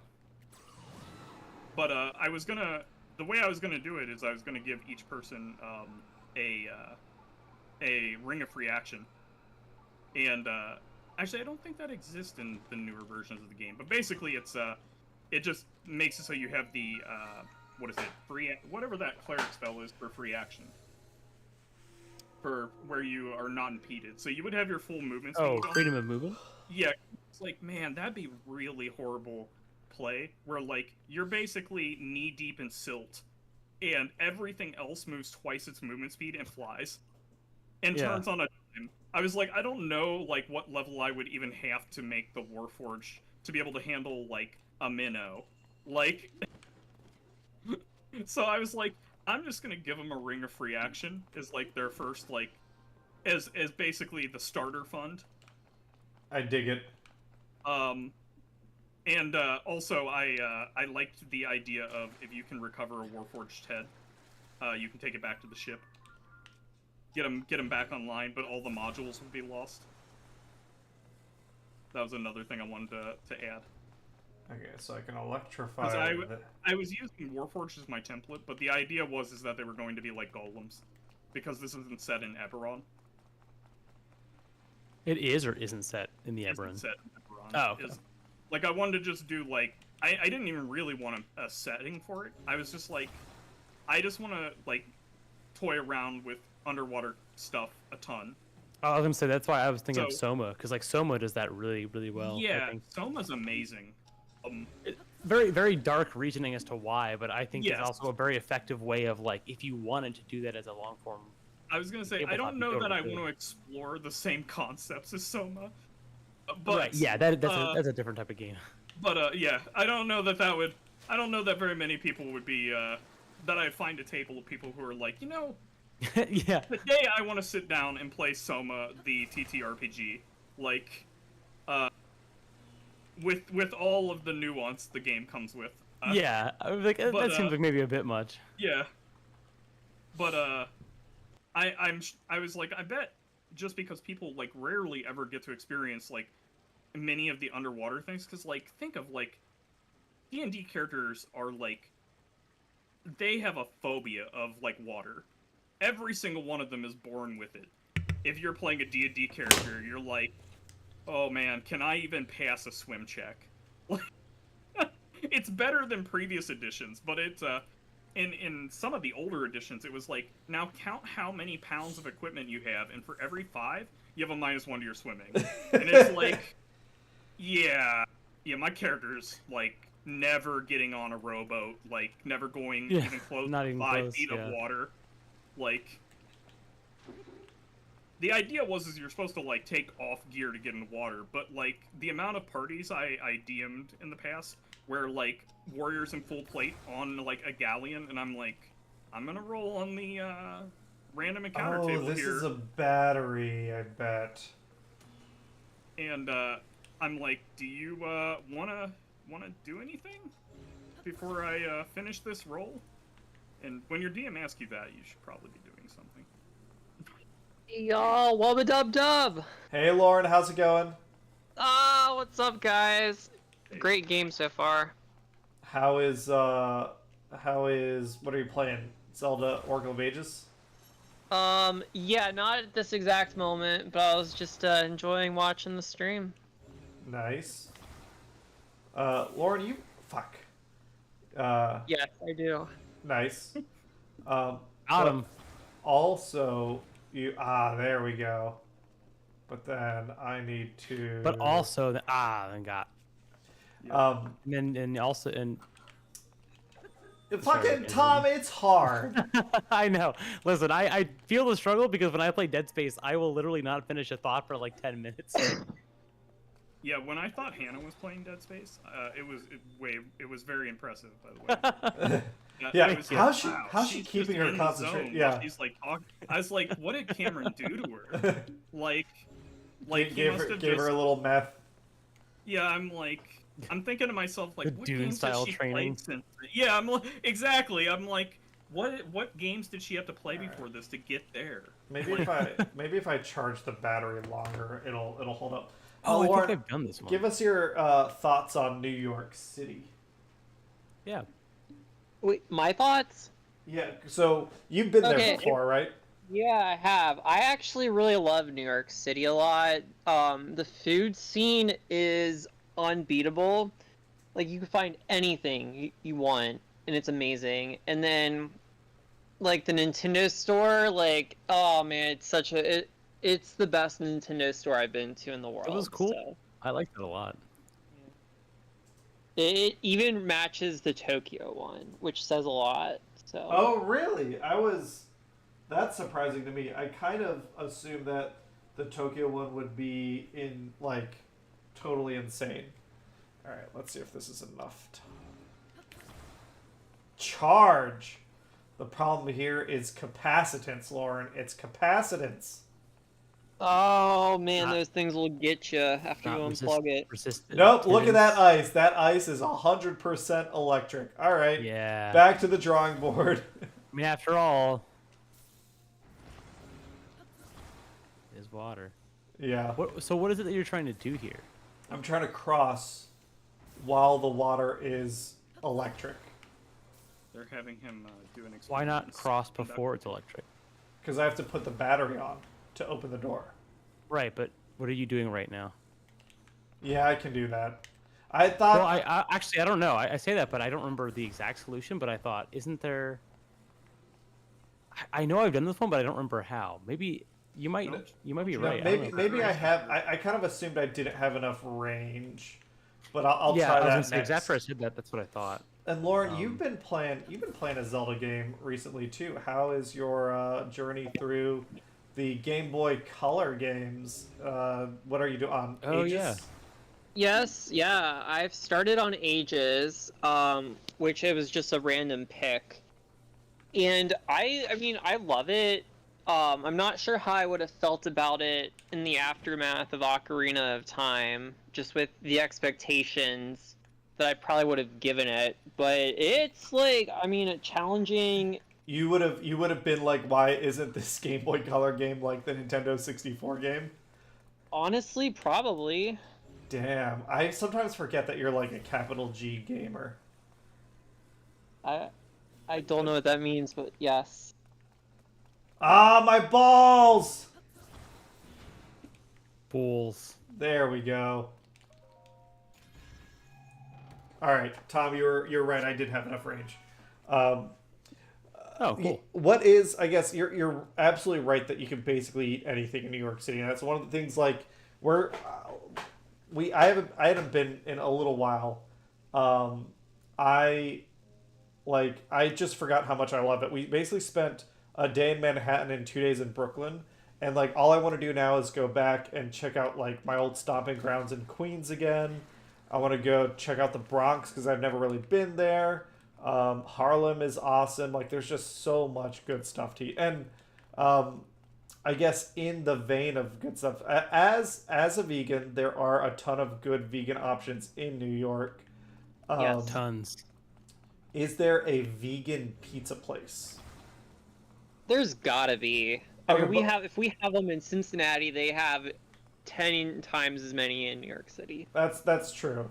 I guess I was asking if you had like because chat's right now talking about pizza since we got. Oh, that's the other thing. I guess I don't know if we mentioned we did a proper dollar slice, which was awesome. Anna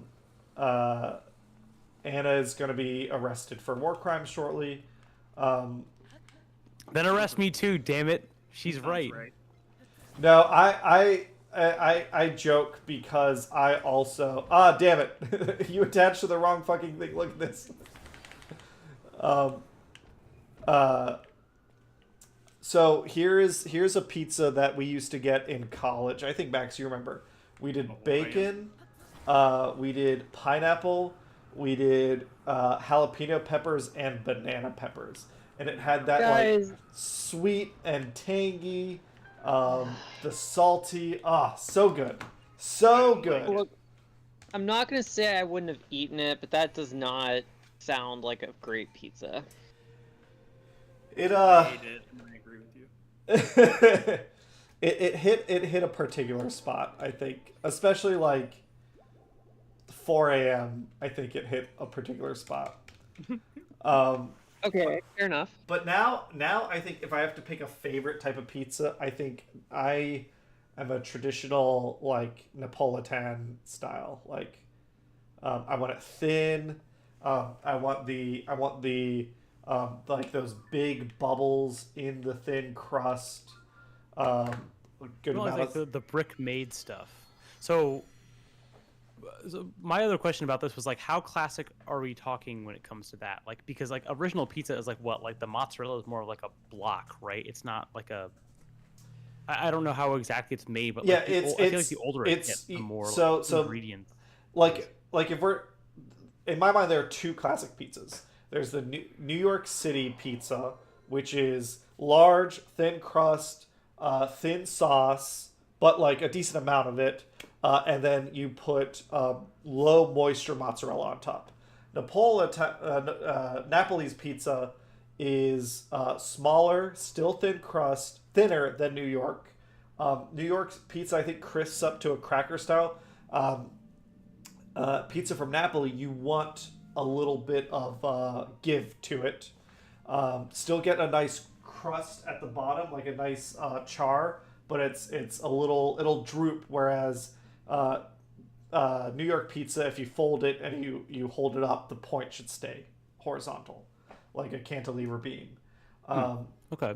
And the reason it droops is because they use fresh mozzarella, not low moisture, and that as it cooks, it keeps the top of the pizza from drying up totally.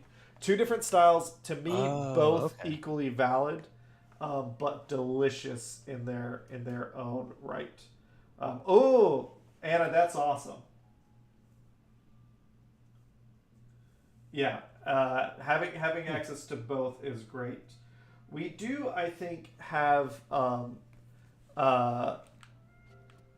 we do have a good amount of different pizza places in Cincinnati. I apparently also have the best food opinions, so that means that Skyline is valid and no one can say otherwise. True. Say this from my fantasy realm. Wait, hold on. I don't want to. I mean, you said that, not I said that. But Bite Size B, if you are in Naples, fucking Hannah and I like go there regularly off stream. At some point when we're planning to go to Naples, maybe we can meet up for a drink or a dinner or something. I didn't realize you were in Naples, Florida. That's awesome. So, About to ask how you make regular trips to Naples. But, so I have Naples, Florida makes more sense. Oh yeah. As an EU4 player, I think of a different Naples. Yeah, And, that's fair. My parents had a house in Naples for a while. My uncle still does.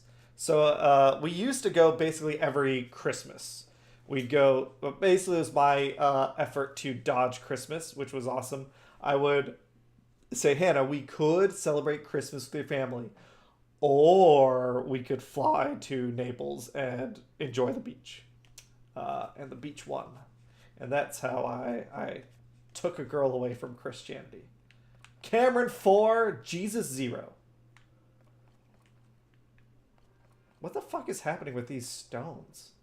so something Cameron referenced. So you mentioned like with Max, I mean the 4 a.m. pizza, and I'm sure Nate was involved in that too. Am I the only one here, Tom? Like, do you feel this way where you just kind of envy like this like brotherhood that they used to have in college? Like, I wish I was part of it. You're part of the sisterhood. I am now, but like, where were you guys in college when I was getting in trouble? I think I was probably in like high school or middle school. What about I'm sisterhood? the same age as you. No, wait, no, you're not. Are you? How old are you? Do you? I guess it's going to be on stream if you want to say it, but you don't have to. I don't want to say it. I'm the same age as you. I'm 1 year older. Okay, there you go. no, I'm just kidding.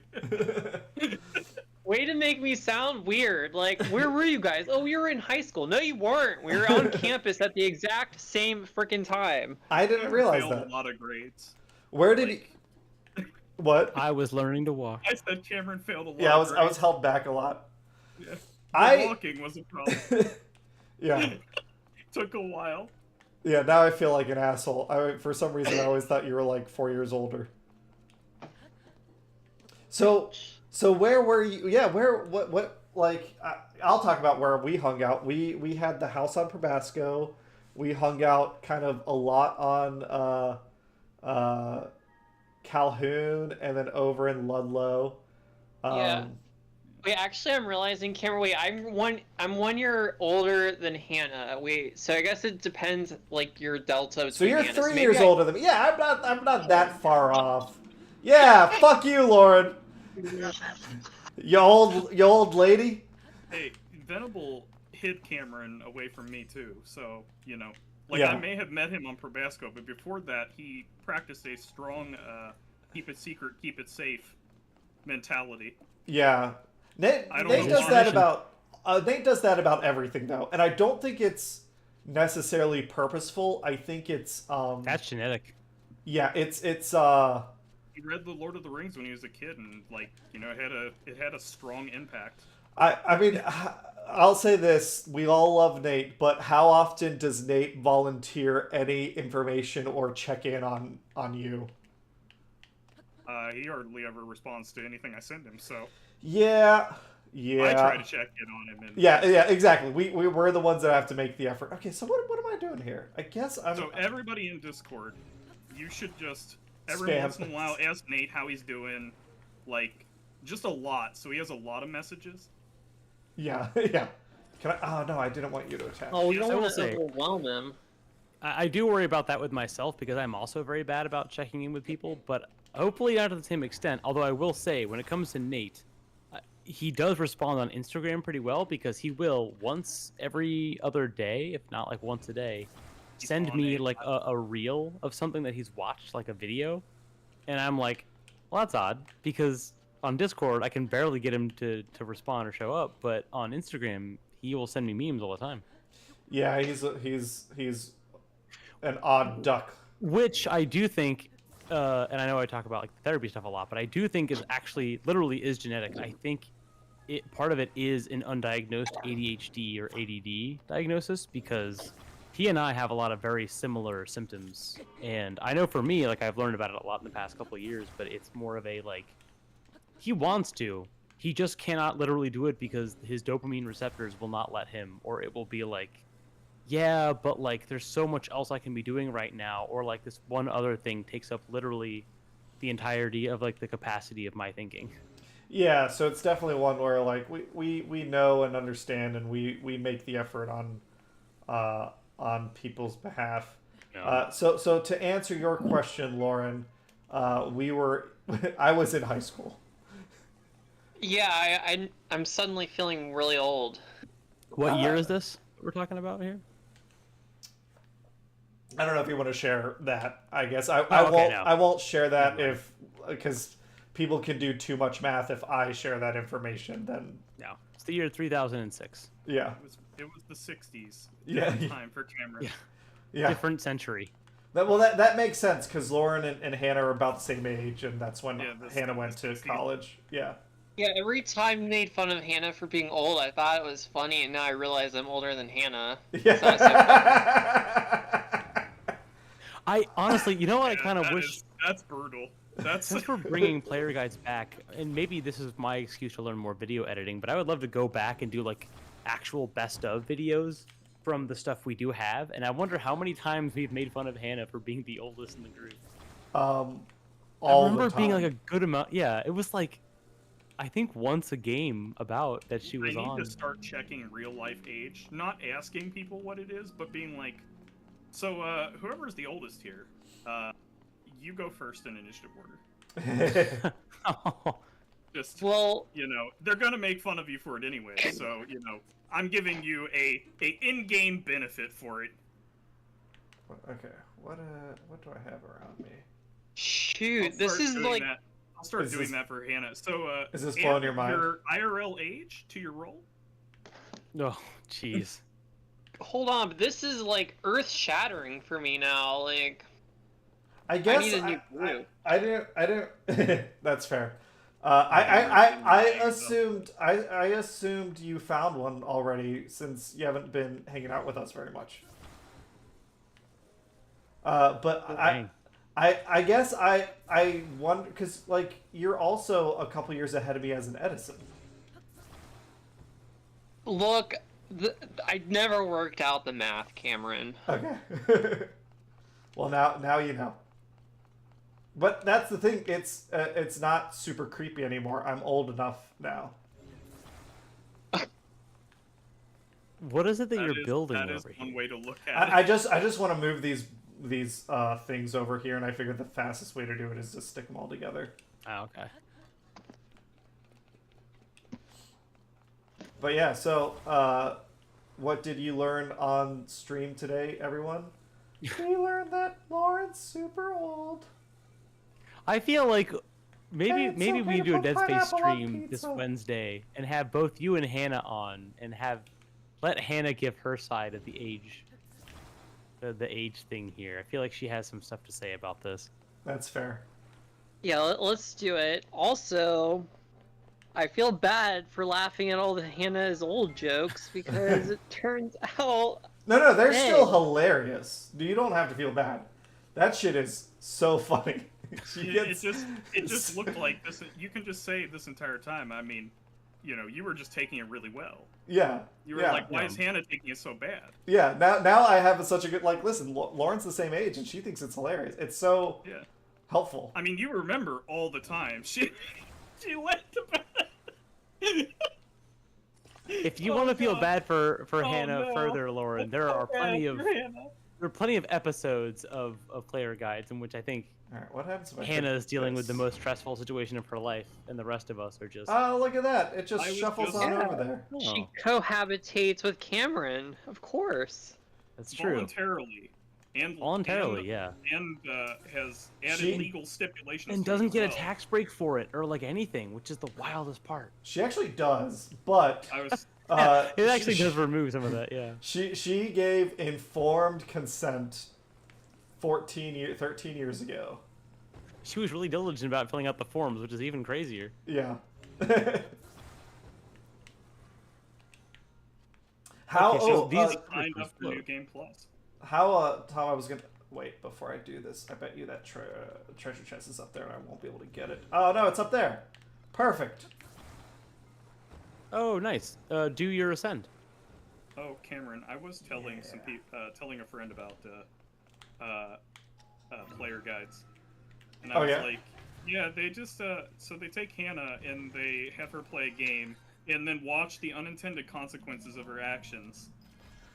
Yeah, it's Because my first experience true. with watching it was when you guys had her playing one of the Assassin's Creeds, and she walked Oh, into a bar God. to talk to a guy, and then it instantly turned into a scene where she killed him, and she's like, "Oh my god!" And yeah. I'm like, if you played like any video game, you'd notice that you're leading towards a situation where Right, they're that's what about to happens. you're about to fight, and I was like, so basically they just set her up to run into unintended consequences.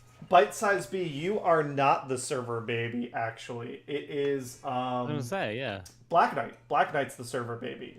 Black Knight Yes. and Skybite. Black Knight and Skybite, I think, were both like 18 when they joined. The Child of Destiny. Oh, that would make sense. Yeah. Yeah. I was like, I thought so because based on Our Black precious Knight's baby school- boys. They grew up so So fast. if you insult their cooking, Cameron turns into the server baby. What? Why? Oh, Why would okay, I'll you- stop. I mean, So mean. You've heard it here, folks. Apparently, Cameron is not a good cook. That's what Lauren said. What the? I don't actually know if that's what was implied. Oh, this I is think just... it was. I think she just came at him. actually, I think I need to find a new friend. This is what made Nate's other girlfriend disappear, Lauren. You're treading on thin ground. I know this story. That's why I Yeah. said it. Oh, Listen, God. She put like Jackie, salt yeah, on she it. this girl that Nate was dating at the time. We can say unnamed. We're Yeah. gonna call her Jackie because he's dated a billion of them. Oh. Actually true, isn't it? And I never thought about that. Woof. I We made can actually use a real name as a pseudonym. That's a name that's fine to use because that bitch ain't never coming around. Here. Like, listen, Yeah. I can say it. It's my brother. No, Yeah. Twitch she's never recommendations. watched. listen. Sure. She sucked for a long time before this. Just generally yes, unfortunately, yeah. an unpleasant person to be around. But Nate has such a pleasant and accommodating personality that he put up with it a lot longer than he should. But true, one thing yeah. I did not put up with was when we were in college, sophomore year. We're living together. It's Nate, Max, myself, two other roommates. We can name another one because it's well, I won't. But Nate's now engaged to one of them. Yeah. Uh, Hooray. yeah. We talked about that during the charity stream, I think. Max, congratulations, dude. Yeah. I know. And he still doesn't talk to me. I can't get a cold. He hasn't said a word. Yeah, he just proposed and then silence. Exactly. It filled out the paperwork though, so you know. I All you make can ask. gorma sabzi, right? It is a very traditional Iranian food, and I It's make the it, best food and I've I make ever had. tahdig and rice, and it's delicious. Lauren, I don't know that you've had it before, but I can make a vegan version. So at some I point, just want to Okay. say, I had only had German cooking up till then, and I didn't realize, you know, that you could add spice to things. yeah, Like, delicious. And if I'm being the most I was charitable, worried because there was no sauerkraut. Like, yeah, where's the how do you make things without that? yeah. I'd say if I am feeling supremely generous, which is not often on my part, It's only happened once in my life. she came from a household that smoked, so maybe the fact that like she had a lot of exposure to secondhand smoke fucked up her taste buds. But before she Oh my even God. tries my food that I made, she starts dumping salt on the motherfucker. And I kept it cool then, but that's when she made my list. 100%. You rolled for initiative, Yeah. I mean, but then That is, decided yeah, to pretty take no bad. action. It's not like Out it's of benevolence. if I'm being my most generous self, it's like I recognize there's a difference in culture here, in Persian manners and tarof. Like that's not something you do. Like there's not even salt and pepper at the table because you assume the cook knows what they're doing, and they do know what they're doing, and the food's delicious. right. And And it's most because you cultures too. guys- You Yeah, guys have spices. yeah, The salt is in the proper amount of salt and pepper is in there. yeah. Or Make none at this all. Be Could better the in the proper- future. Say Is it- like because you're not like if she brought her own salt. That's how you should tell it. She just Yeah. like pulled salt out of her purse and started. Yeah. Like, So that's when I personally was like, no, I'm done with this girl. And then later on, we found out that she truly sucked on way more levels than just that, and she's out of our lives. All right, True. where am I going with this quest? I've done. she who shall not be named, or actually named Jack. yeah. She who is named Jack. Which one am I on? I'm filling out the. No, I think I'm on a main adventure, not a side adventure. Find Princess Zelda. Nope, Sedona the Zora. It did Okay. default, yeah. Oh, Speak right. with It's a main. Giotto in Toto Lake. Toto Lake. Okay, let's Sort look of at lake the map. down in Africa, where Yeah. the rain falls. Lake down in Africa. Kyobali Lake, Lake Ferio. It's got to be Just somewhere looking around for here, I assume. German Togoland. Grotto. Toto Wolf, my Mikau lead Lake. favorite of the F1 administrators. The dam. Where the fuck is this lake? It's got to be somewhere around this area. I think it's right? in the domain, right? That's what I'm. You think it's like in here? Well, I guess Toto. It's the name of one of the other like Zoras from the 64 games, I think. Pond. So I think Island? I want to say if it's not in the domain, it's got to be like bordering it somewhere. Yeah, well, that's I'm looking around it. I guess it could be up in Akala. Maybe this is it. Oh right, yeah. I have a Or this Kala's guy- map, but this I guy- don't have two of the ones you have. This guy might tell me. Okay, pay her a quick visit. Yep. Ravan, you're not doing your job, Thanks. but you can at least tell me where your daughter is. The ruins.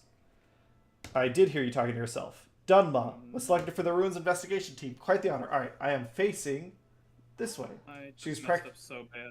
I That unleashed is- all the dogs. That is Toto Lake. All right. That I don't even think that looks like a lake, but okay. All right. Nope. All right. We were facing in this direction, and it was that waterfall. Okay. Easy to find. Done. We went car racing, Toto. How far into Oracle of Ages are you, Lauren? I'm in the 3rd dungeon, and I think there's 8. So like this game is long. Oh, It does have a name. How did I miss that? Maybe I wasn't zoomed in enough. I don't know.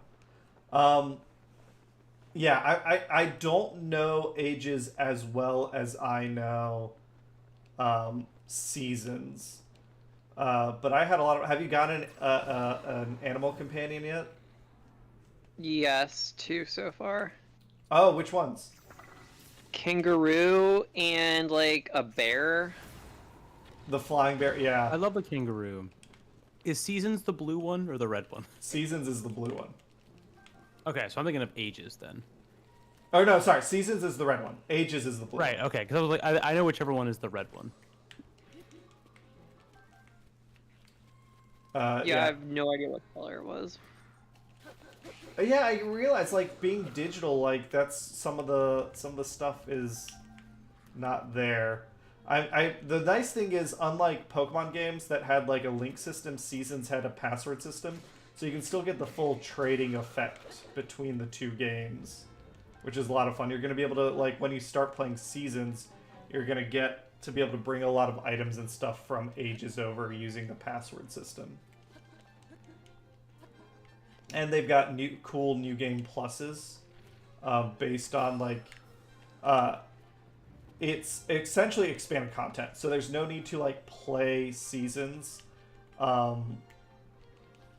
without putting in your Ages password first. After you beat Ages, because I assume you'll start playing Seasons. When it comes time to start playing Seasons, put in your Ages password to start that game, and you'll get some extra bosses and extra story at the end. Ah, so good. I really like those games. I mean, They were really cool. There's 8 levels, but it's not like, in terms of time, it's not that long. I think you'll beat it, like, on the outside, I would say 15 hours. Which is kind of refreshing and nice. Especially playing Monster Hunter and then this back to back, it's like, I think I'm kind of over the 100-hour plus open world game. I know we still have Baldur's Gate on the list. I'm going to play that. But what I play my personal time next is going to be short. I don't know what it is yet, but it's going to be short. Oh, shit. I don't play many Assassin's Creed games anymore, but I heard the newest one, Mirage, apparently is much shorter than its previous predecessors, which is nice. Like, I like that.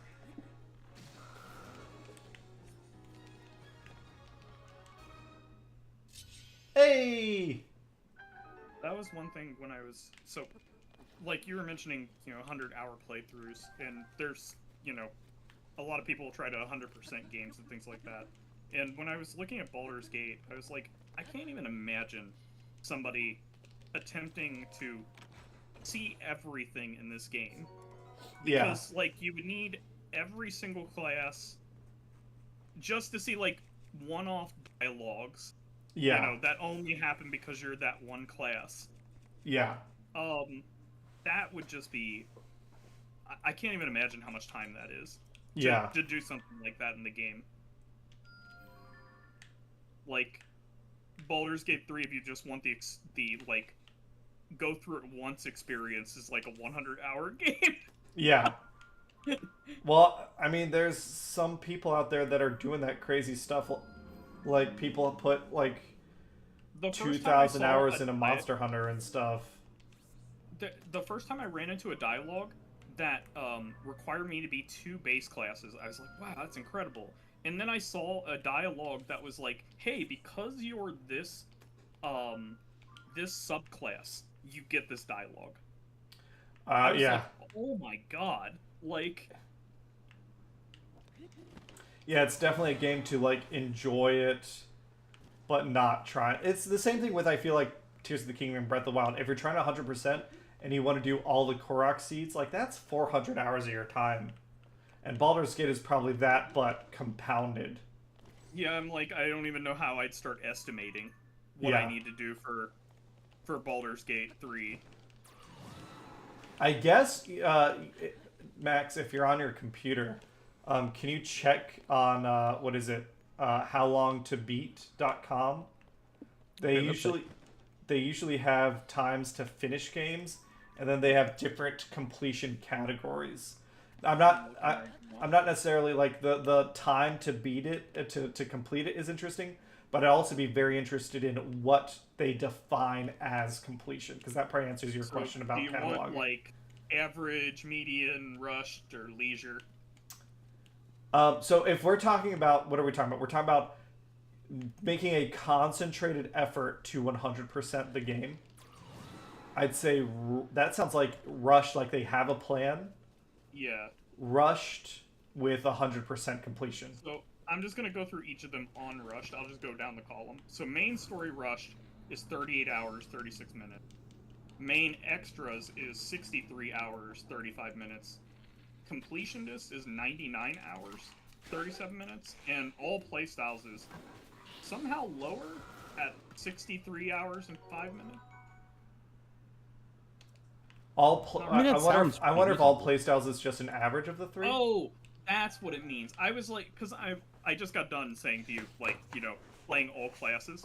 So I'm totally thinking, like, yeah, play every class. I'm like, how can that be lower? So, but that's a single playthrough. That's not that's not 100%ing. Yeah.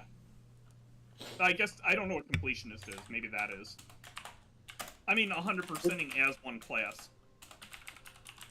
Yeah, but their view of completionist is, I mean, like, their data lets you input it, so I would look at the range of completionist. That's a really good point, actually. I saw that it was how many. I saw the poll next to it and it was like, there's 146 polled for completionists, so, I mean, that's already not a whole lot of data points. But it also is probably representative how many, like, not that many people have done what they considered completing the game. It actually was, you know, a lot of games nowadays you'll see, like, on the first day that somebody has finished it. If I remember right, with Baldur's Gate 3, it wasn't on the first day that somebody had actually made it through. Shanice, I don't know if you're asking a legitimate question, but I'm looking on speedrun.com right now. Oh, that's a really good way to do it. For 100%. There is a category for any percent, and any percent no Gale, which is funny, because I've gotten Gale in early access, and I think I got him in my current one. The other category is the one I want to talk about that I was going to bring up before this, actually. But you know, the third category, so there's more categories than just the three on speedrun.com. They just happen to be a good collector aggregate of them. There is a category called sex percent. Yeah. Would you like to guess what that means, Cameron? How long it takes until you get to a sex cutscene? Bingo. And the current world record holder is May, with 1 minute, 58 seconds, and 680 milliseconds. Holy shit! Good for you. The character in which they have sex with is Lae'zel, which is the Githyanki warrior. Actually, and I've seen it. It's literally a 1 minute, 58 second video. It's very impressive. I didn't think about that, but that is... I was totally thinking that this had to be on, like, one of the older patches, but actually, even with, like, the newest patch, Lae'zel would be extremely fast to get to. Yeah. I remember right, you only need, like, 2 cutscenes for her. Bite-sized B, yeah, it's very, very easy to get her. I guess, slight spoilers for Lae'zel and doing this exact scenario. There is a point at which you can let her basically cyberbully someone IRL, and she thinks that is, like, the hottest thing ever that you let her do that. And then she lets you have sex. It feels like the game being a Dragonborn also helps, by the way. It feels like, well, because she likes dragons. It feels like the game kind of sets her up as not a default romance option, but the main romance option. Hey. Really? NoobTube, good question. Is sex a glitchless run? We're gonna. Sorry, I gotta step out. With 1 minute. I don't think that's even possible, right? Tom, do you want me to leave the stream up and you guys talk, or do you want me to switch it over to the "We'll be back" page? Are you ending stream, or what are you? No, I'm just gonna. Hannah wanted to talk to me real quick. Okay. Go ahead and put it on the be right back, even though I'll just be talking over it. You'll be okay. Or, sorry, I guess just leave it up. Leave up the stream. And I was gonna say that would look weird on the thumbnail. Oh, I forget the audio is probably on. Yeah, real quick, NewTube, yes, it looks like sex is technically a glitchless run. The goal, and from Really? what I saw, is that the idea is to make a character who has the jump spell immediately, because Oh, there's a way to. I don't know it's not like a frame perfect thing. I don't think. I you think can it's a get into matter of the like, druid throw without it, or yeah, without triggering the fight at the front, and, right, and and get it's around a couple other fights that you would normally have to take. right. So the jump spell is key because if you're just playing like just managing resources for a video game, not a tabletop game, jump allows you to not only cover great distances very quickly, and I think maybe it is not. Maybe it does have glitches because the You amount of can time the person spent on the Nautiloid was no, like less than 30 seconds. there's a place on the Nautilus where you can jump from a higher level down into the actual control room next to the brain that you have to connect to Okay, and control the but Nautilus. it's not like, I guess, the if the properties of the model allow it, it's not technically a glitch, right? It is Well, allowed. I mean, It's just not a place you're supposed to be able to get to. it's it's definitely you're like going through terrain that you're not probably supposed to be going through. I've Right. seen a video of it where like they from the scene, I believe it's right after you meet Lizelle, there is a spot you can jump from there that will literally put you uh next to the thing that you whatever the steering wheel is for a Nautilus. I Oh, I okay. All right, I'm Yeah. back. I know what you're talking about, yeah. I Yeah. figure we'll hang out in chat as I eat real quick. So keep going. But yeah, I've seen a video of somebody doing that where they just basically jump and it like you basically jump through the floor and end up right next to it. It does the cutscene, they tell you to connect it, and you just instantly connect it. Yeah, I think we saw the same video. I remember watching them, and like within like the first like 10 seconds, it was like I recognized like the sphincter doors, and I was like, what the hell is going on? And like a couple seconds later, it was like boom, cutscene activated, and then it was like you're on the sword Boom, coast. sex scene. Yeah, boom immediately. It's Yeah. happening. I think the funny part is that like jump, like it made sense. Like jump is so easy to use because like if you're just using it from like the video game standpoint, it's like, yeah, as long as you have the strength score and the resources, you don't care about how expensive the spell is, so to speak. Like Well, and as a magic Get wise. Yankee character, you get the built-in Get Yankee jump that's 3 times further Right. than the jump It's spell. the perfect setup for a speedrun because it's the perfect, like, you would never do this on a casual playthrough. Yeah, But you'd be because it's skipping so much possible, you're like, content. right. Well, skipping content and also the fact that you take that spell. Like, I don't really think about using jump Oh, even like I a love normal jump. game ever. Because you can use it during combat and jump to places that certain like if you're in a very melee heavy combat, you can actually get to places that the combatants can't get to. That's So a good point. Jump Yeah. works differently in Baldur's Gate 3 than 5th edition, Well, right? Right. Like, Yes, like it the works. yeah. Yeah, because jump. It doesn't if I remember require right, your actual movement for jump. Like in 5th edition, if you have 30 feet of movement and you jump, and you want to do a running start, if you use like let's say half your movement and then you jump 30 feet, you stop 15 feet on one turn and you have to continue the rest of the 15 feet on your next turn when you get movement back. Oh yeah, it definitely works differently from that. I was gonna say, the one thing that is really weird is that you can definitely net movement off of it, like additional movement in a round, by using it. I don't know why that's the case, but there's definitely some places where you net movement by using it. Also, you don't provoke attack of opportunity, which I assume you do in the game, in the tabletop game, because, like, if anything's gonna provoke, I would assume, tucking your arms and getting ready to do a long jump is, Yeah, you are voluntarily moving out of range. Right. It's Yeah. the voluntarily part is what makes that possible. And in Baldur's Gate, there's no like engine tag for like is this voluntary or not, because I think some things. Well, the speed. I mean, hell, the speed at which some of those. So does attack of passive checks opportunity resolve, you can't. does attack of opportunity exist in Baldur's Gate?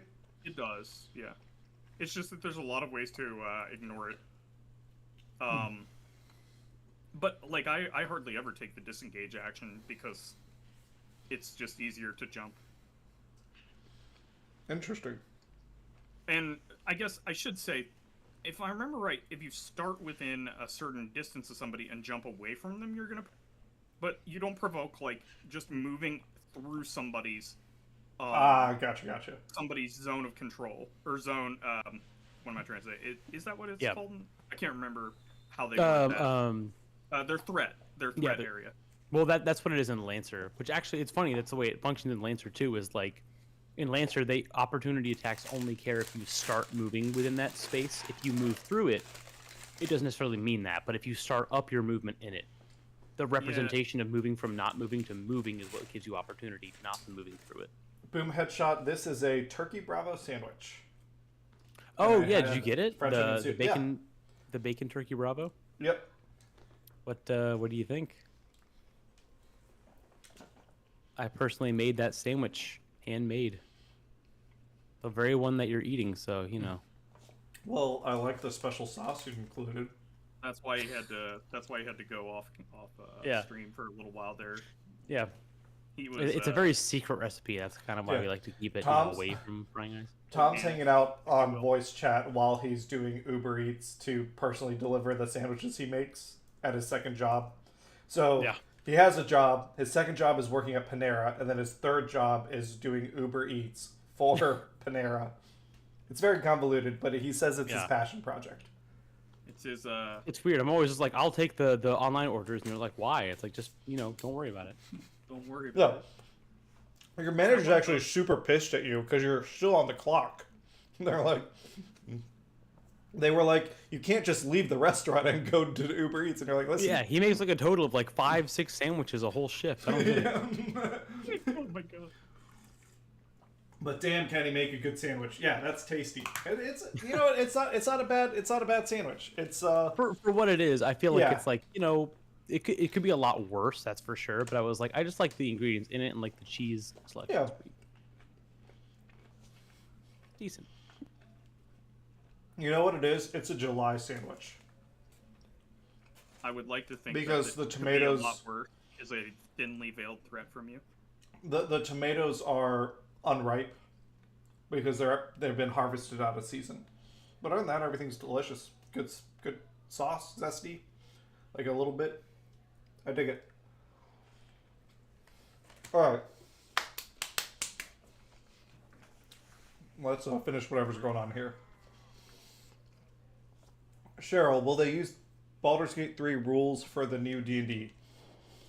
They might take some ideas, but from what I understand, a lot of the things that Baldur's Gate is doing differently that are really cool, it's because it has the benefit of a computational system. It can do math really fast, right? It's a computer game. I actually think some of the things that it does really cool as well require verticality, which are not easy to represent on, like, a, tabletop. Yeah. Like, trying to represent the ability to push people off ledges. Like, typically you don't design maps that the players are going to be on with a lot of Z levels. Yeah. And also, to be fair, it's not like an entire map of the Sword Coast. It is designed to be a very specific, like what Max is saying, like the number of ledges in which you can push people off is specific for a game like Baldur's Gate. You can do that in like regular D&D. The difference is that, well, it's the same thing. I said this before when talking about these weird articles, talking about how to min-max your character for the tabletop game. The problem is that the engine of creativity here is the DM. I mean, by default, it is the players to an extent, but like the problem is like, you don't know how many exactly. If you ask your DM, how many cliffs are there in the Sword Coast, you're going to be like, what the fuck are you talking about? Yeah. I mean, as many as we want. That doesn't make any sense. But in Baldur's Gate 3, it's specifically like, well, it's probably like 27 or so. I mean, it's a random number, but like speedrunners will know that number, so. I'd send them the wiki article on calculating the coastal area of a country. Yeah, or to give like a random estimate. With how a country is infinitely large when you start trying to measure its coast. Right. But I think like the point is that like there are some things like shove as a bonus action, I guess probably makes a lot more sense in Baldur's Gate 3 just because like it gives you even one more tool in your toolbox and you have like nothing else. You can't like shove people in the TTR in tabletop like more than 5 feet, right? I think so. I was looking Right. it up after last time I played. I think it's So like in Baldur's Gate 3, it's based off your strength score, I think. Yeah, you can definitely get more than 5 feet, and also, like, you can actually pick up other NPCs and throw them, which is an interesting choice. I would love to actually play with that, but also at the same time, I can only imagine having Strahd roll to see if he can turn into a vampire before he hits the ground, or turn into a bat before he hits the ground. I would love to see that happen in a game too. I think he should be able to, because you shove him, he would fall on his turn, but I'm pretty sure he can turn as a legendary action, right? I think so. It's more about does he have the Yeah, if you use up his legendary actions. yeah, because also in Baldur's Gate 3 that would be a bonus action. So using a bonus action that doesn't require a spell slot or any like resource of mine to throw Strahd off a ledge so that he has to use a legendary action. Pretty good. Yeah, you know, that's a good trade. That's It kind of reminds me. I had an idea once for an item that I don't think works really well because I never really fleshed out the idea. But I wanted like I guess like an unstable magic item. Maybe it's like kind of overloaded or something. But the idea was like it's supposed to be like a time/teleportation ring. And the idea was like mechanically it would be like a thing where it's like a very hastily made overpowered magic ring that is supposed to be able to like teleport you not necessarily in time but in like place. So like a misty step ring that was so overpowered that when you used it it was unstable and you couldn't actually decide when it happened. But what it would do is it would shift your order in the initiative order based on a random die roll on either your turn or someone else's turn. So like imagine the big bad evil guy goes to swing his axe at you and almost makes the hit, except he rolls the like randomization roll for his ring and he just poofs out of existence. And then next turn, let's say 3 steps down in the initiative order, he follows through with his swing and it either totally whiffs or it hits somebody else. Who wasn't And this expecting him to reappear. Yeah. Right. And it's like the kind of person who is so corrupted by magic, even he can't control it. isn't there But the like idea a was supposed to first item be... that does something kind of like this. Oh, is there really? I think not exactly. It's I feel like if I I might have gotten the remember idea right, from Dwarf it's a Fortress. blink ring that you just don't control the direction. Yeah, it's a blink ring that you don't control the direction, but also the like when it goes off. Yeah, the temporal the other part is part. really awesome there, though. That's Yes. what I like that even more. And it's supposed to be the idea of like in a big bad evil fight where it's like it's not like he has an actual idea of what he's doing. He's so power hungry that he's like, I'm gonna use this ring. It's gonna make me win. Except he doesn't even know where he is in time, so he just keeps blinking constantly and like maybe whiffing or maybe getting critical hits, but he can't stop ring it. from the shop, and he's gonna use it. Yeah. Basically, I mean, literally, basically. So it's like you could also win the fight by just leaving the room if he doesn't get out in time. You should do it where he put the ring on, and now when he takes it off, it occasionally re-equips itself. Yeah, we're just like, hey. Yeah, hey, it's 3 in the back morning. again. Like, Yeah. it has traveled through time to re-equip itself. Yeah. It has attuned itself to you. Right. In It's self-attuned. attenuation is only as strong as the thing itself, and this thing is super overpowered. Oh, here it is. Oh This my is god, what I was looking for. I need to put that in a campaign. A magic item that attunes to you. You can't attune to it. Right. It's Actually, not. do sentient items already do that? Maybe in like one instance. I don't know of any, but I was gonna say it would be interesting if you did it, but don't do it through a curse. Literally do it through like sentient magic item that tries to attune to you, because cursed items have like a certain you can dispel those curses, you can get rid of them. If it's Oh a my sentient God. item that just has the personality that wants to attune to you, that's like removing a tag entirely that cannot No. be removed. Tom, even better. I need to have somebody put a cat down on their character sheet and tell them it's attuned to them. It owns you. Yeah, I'll have Right. them put the cat down with them attuned to it. Oh yeah, did I tell you that I got to play as a cat in the Alien tabletop game? Oh my Max? god. Really? Yeah. Yes, That's yeah. So awesome. we were playing a one shot of the Alien, like the movie Alien tabletop game, and my character was an android who died very early on, and so my GM was like, As they tend to do.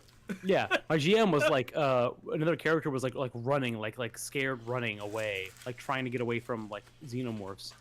And he was like, yeah, you go down this hall, you realize not the right one, but as you turn around, you hear a meowing. And he was like, I need you, Tom, to check your character sheet. And I was like, what? Yeah. So I got to play as a cat your in race. reference to Jonesy.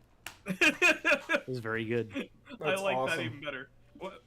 You just tell them to tell the party what they look like and be like, wait, but before you do that, check the languages you speak. I mean, basically, yeah. I was like, well, I think I know the cat moveset pretty well. I own Yeah. one. So I was just a cat. The only thing I did was a face hugger appeared later. I just hissed at it and I ran away. Oh yeah, You how knock stuff over to distract the alien.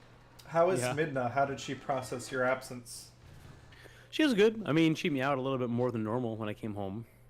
She gave me some extra headbutts, and that was pretty much it. I laid down on the couch and I was watching a show for a bit, and I tried to get her to come over, and she was just like doing her thing. I was As like, Linda, cats come do. here, like Yeah. come She's come like- over, come lay on me, and eventually She's she like, did. never again. Now that you've abandoned me. Yeah, eventually she did come over and lay on me, but she doesn't do it like when I like pat on like the couch or like the blanket or whatever. Yeah, she's does got to it do when it she in her does own not. good time. Yeah. Yeah, she was like, no, not for the next 17.2 minutes, and then after that, I will consider it. Cat minute. And then she did. Nice. But no, she was good. I mean, she had plenty of water left over. Actually, she didn't like destroy She anything. started rationing. Yeah. Oh god. Max, They're not coming back. how are the puppies? They're not They puppies are- anymore, right? Are they No, yeah, almost they're not. 2 now? Almost 2. They're fantastic. Linda's the best. But she was the one that got me to adopt both of them anyways, and I was like, okay, I won't leave your sister behind. And now I'm like, man, I should have left your sister behind. I didn't realize they were almost 2. I thought they were Like, still like your less than a year. sister's kind of a dick. Linda. I don't have favorites, but Linda, you're my favorite. Oh, dude, I told her that on day 1. I'm like, this one wouldn't be coming with us if it weren't for you. Lauren, remind me, do you have a cat? I do. I don't know that you've ever shared a picture. Well, maybe I will someday. Yeah, I'd love to see. I assume she hasn't shared a picture because the cat doesn't consent. That's fair. The Yeah. cat has signed I an got- NDA. I signed the NDA, yeah. All right. I mean, we're getting... Oh, I guess the last thing I want to talk about, because I think I need to go talk to the king, and I want to do that in this stream, so maybe another half an hour, then call it a night. So, Just throwing out there that you gotta go talk to the king. yeah. Me and King Zoro, I mean, I call him Zoro, so Yeah, ZZ. yeah. We're tight like that, but, not everyone. Oh, that's not even his name. Dora fan. I call him Dory. Dory and I got to go have lunch real quick. Wrong king, right? Yeah. So while we were in New York, we were obviously chatting and talking about all this stuff, and my cousin Nader had a fun little game that he played. It was like a conversational game. So if you and Tom's given an answer already, I've given an answer already. We'll share those. But first, I think Lauren and then maybe Max, or Max then Lauren. If you found out tomorrow you won a grant for $500,000, but the grant you couldn't use it for anything you wanted. You had to use it specifically to start a business, and it couldn't be a business in your current field. So Max, no computer science. Lauren, no engineering. What would your business be? What would you do with that money?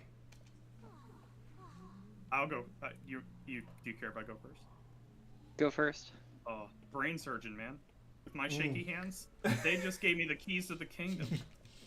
I can finally go after the career I really wanted. There you Except now, it's official. Like, I got a grant for it, meaning I got through some ethics committee somehow. I mean, real. Yeah. I love it. All right, Lauren, what about you? I don't know. Can I think about it? Sure. I'll say mine.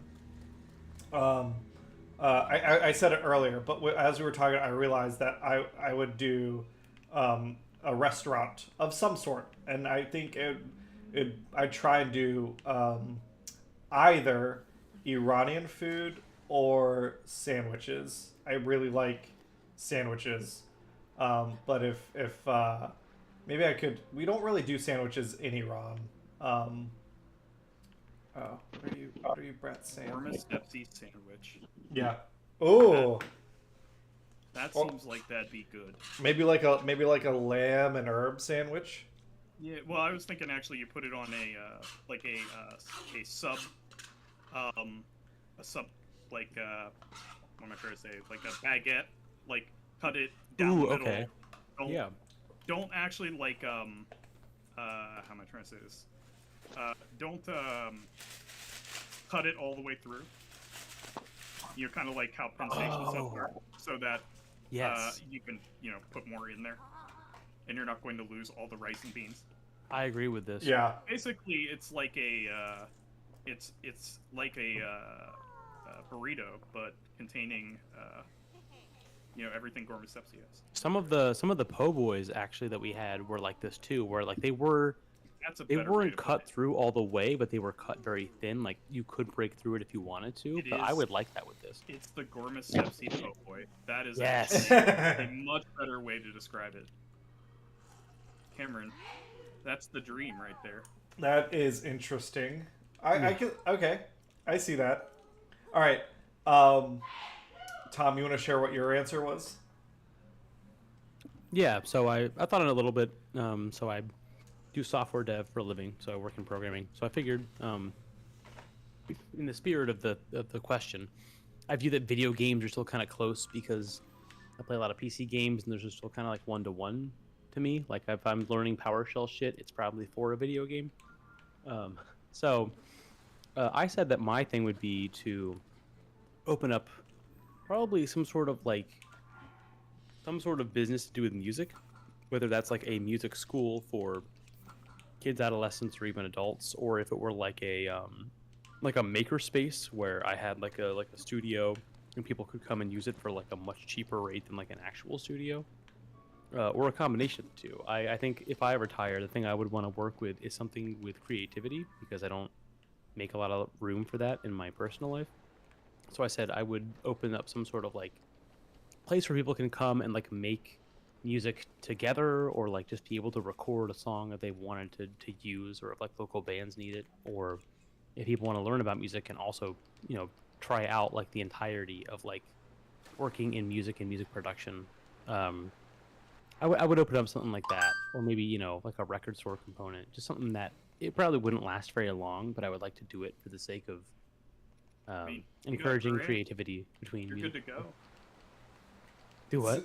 You have a grant. You're good to go. I mean, yeah. I mean, Forever. I was in Canada. The creative arts grants there, I hear, much better than here. So And I I mean, if dig they it. gave me a grant to be a brain surgeon with my my hand trimmers, then I mean, you can milk this forever. oh yeah. I mean, that's the thing. Like the dream here is not like to make $1 million. The dream here is to waste $1 million, if anything. And Yeah, waste yeah. is a Have prerogative. fun pursuing something. Oh the hell yeah! the, for the sure. reason we started talking about this is because If Nader and I catches were up with me. talking about we were talking about our family and how our family doesn't really know how to retire in general. Oh Because yeah, I like can't imagine your dad retiring. they all start like a business essentially, or they start working to do something else when they start retire. a business for fun.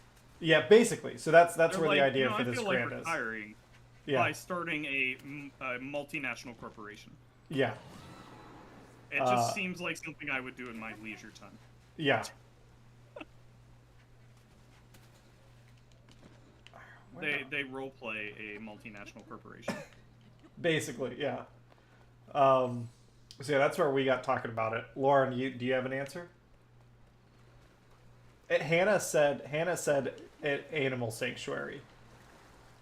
She would use the money to set up an animal sanctuary, but for like specifically, I guess, for rescuing farm animals.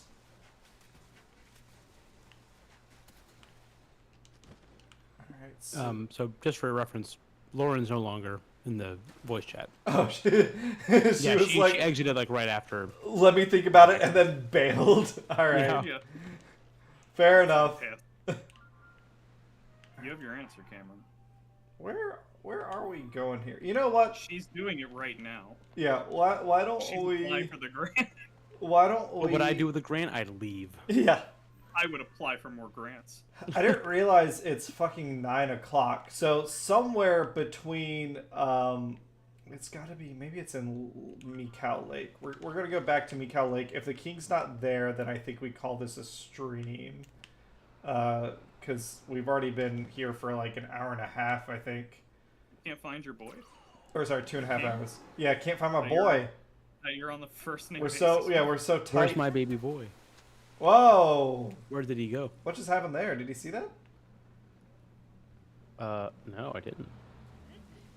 Oh, that's right. You had the armor. If I tried to do It this, I couldn't do it. automatically die. So if I dive and I touch the waterfall, it'll. Oh, it won't. Okay. Under the right angle, it'll automatically like send me upstream. Oh. He was here the whole time. All right. We already answered all the questions in chat, right? The what are you eating sandwich. I think so. Eat your rules. One thing I'm thankful for where I live, growing season for everything is longer. Yeah, I guess that's true, by size B. I work next to logistics, or in logistics, and Florida is known for growing a lot of stuff. Ah, here we go.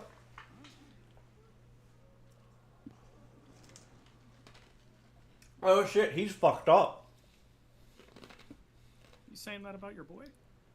Yeah. He looks like he could use a shower. So, Yeah. I realize very is his specific, name sure. is his name just Dolphin in like not Japanese but Katakana, actually, that's yeah. their phonetic version Yeah. of Or other they- languages. What do they I call it? think you're right. Romanization? Is it Yeah. romanization when they Romanization is when you take one of their words and write it in a Roman script. So this Oh, would be right, this okay. would be That's taking actually- an English. It's the Thinking of inverse. Hepburn. Yeah, this is where you take a foreign language word and you write it in their phonetic alphabet, katakana. I don't know what the word for that is. I assume there's a word. Japanization. Yeah. Link, I'll now. Okay. I got the black lung, Pop. Dude, He's got a lot of black. I Or mean, he's man. like, he's yeah, that- literally like, those splotches don't look good. He should get that looked at. yeah, he got inked up. Princess Zelda descended from the sky, accompanied by a sludge monster. What happened next took us by surprise. She then unleashed. Oh yeah, because that's something we've learned is that there are fake Zeldas running around Hyrule causing problems, which is kind of neat. Oh, Zelda's a bioterrorist now. Yeah, essentially, she gets cited everywhere, Eve and Zelda. everywhere they cite her, she causes problems. I think throughout the course of the game, you learn what's happened to her. But I did a bunch of these geoglyph hunts early on, so I got a bunch of cutscenes. So I feel like I have a much better understanding of the story than what I would normally if I wasn't like doing that. You'd be like, maybe I shouldn't mention that I love her to this person. Yeah. Ooh, Max, you didn't know this. So it is now 2 Zelda games that it confirms that Link and Zelda bone down. That So- is not confirmed at all. It's confirmed. Cameron just It is not confirmed confirmed even in the slightest. Cameron just confirmed it. Yeah, Cameron confirmed it, and Cameron Yeah. said canon they bone all the time. Well, let's lay down the actual facts. At the they kiss at the end of Skyward Sword, and Basically proving, huh?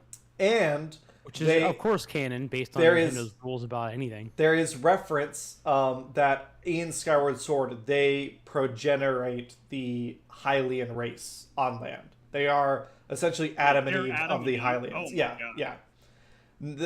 In this game, so in Breath of the Wild, you build a house in what's the village called? Hateno Village. You build it, you get to like flash it out, decorate it, all that stuff.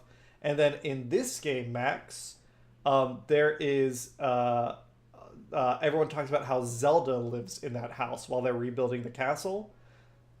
That's where Stardew Valley takes place, right? Yeah. So how that all ties into. Yeah.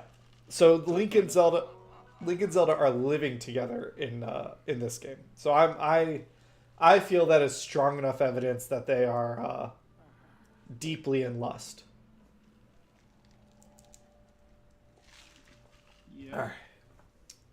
Inform I have a feeling, with your character I not being can't- at home I- very often, that you're not having any kids.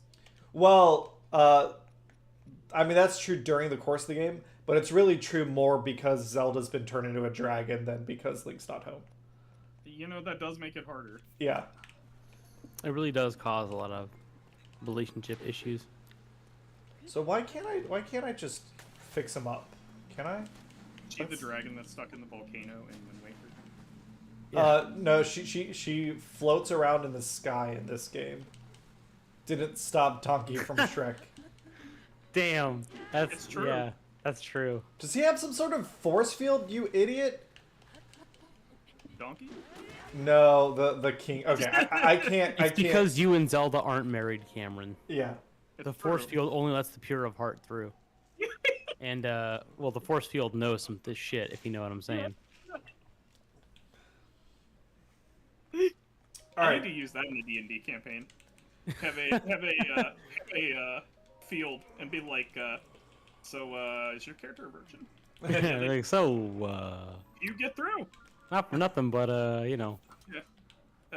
One of the stats I need you all to roll down at the beginning of the campaign. yeah. Have you had sex out of wedlock? Oh my god. Why is this part of the character questionnaire in the beginning? Yeah. It should be. There's some weird stats on this character sheet. The way you do it is you make everyone you make the setting of the adventure somewhere where there is specific gods. One of them is the god of chastity, and the party has to be like clerics or paladins dedicated to the god of chastity. Listen, you went home with that barmaid last night. You lose all your powers. You lose 3 levels. Sorry, bud. I noticed you had a son. With a different If name you than happen to be 18 or Different older, last come and join our Book of Mormon campaign on Our the Book of Discord. Mormon campaign. The link is in chat right now. You roll a level 1 character, and if you can't get out of the room, the campaign's over. Yeah. All right. I think we're going to end the session here. The next thing, I think I'm part of a long quest, but I feel like we made good progress today. We spent half an hour watching the hero's journey, which this is what's been added on since we started playing. Our horse It's true. here. We wandered all throughout here. Unlocked the map for this area. Did 2 shrines. Did like 3 steps of this Zora quest. That's right. You did 2 shrines. I forgot about that. Yeah, snuck those in, and we'll catch you all later. I think Danny is live streaming his wood carving tomorrow. Tom, Yeah. are there plans for Dead Space this Wednesday or? That's a good question, and I meant to message your wife about that because I did not do that yesterday while we were in the airport together. Gotcha. I told myself it. So there's the ideally, chance, yeah. If we're streaming some Dead Space, it might Yeah. be. If we are, it might be the end of Dead Space because I think you're on the last chapter of the game.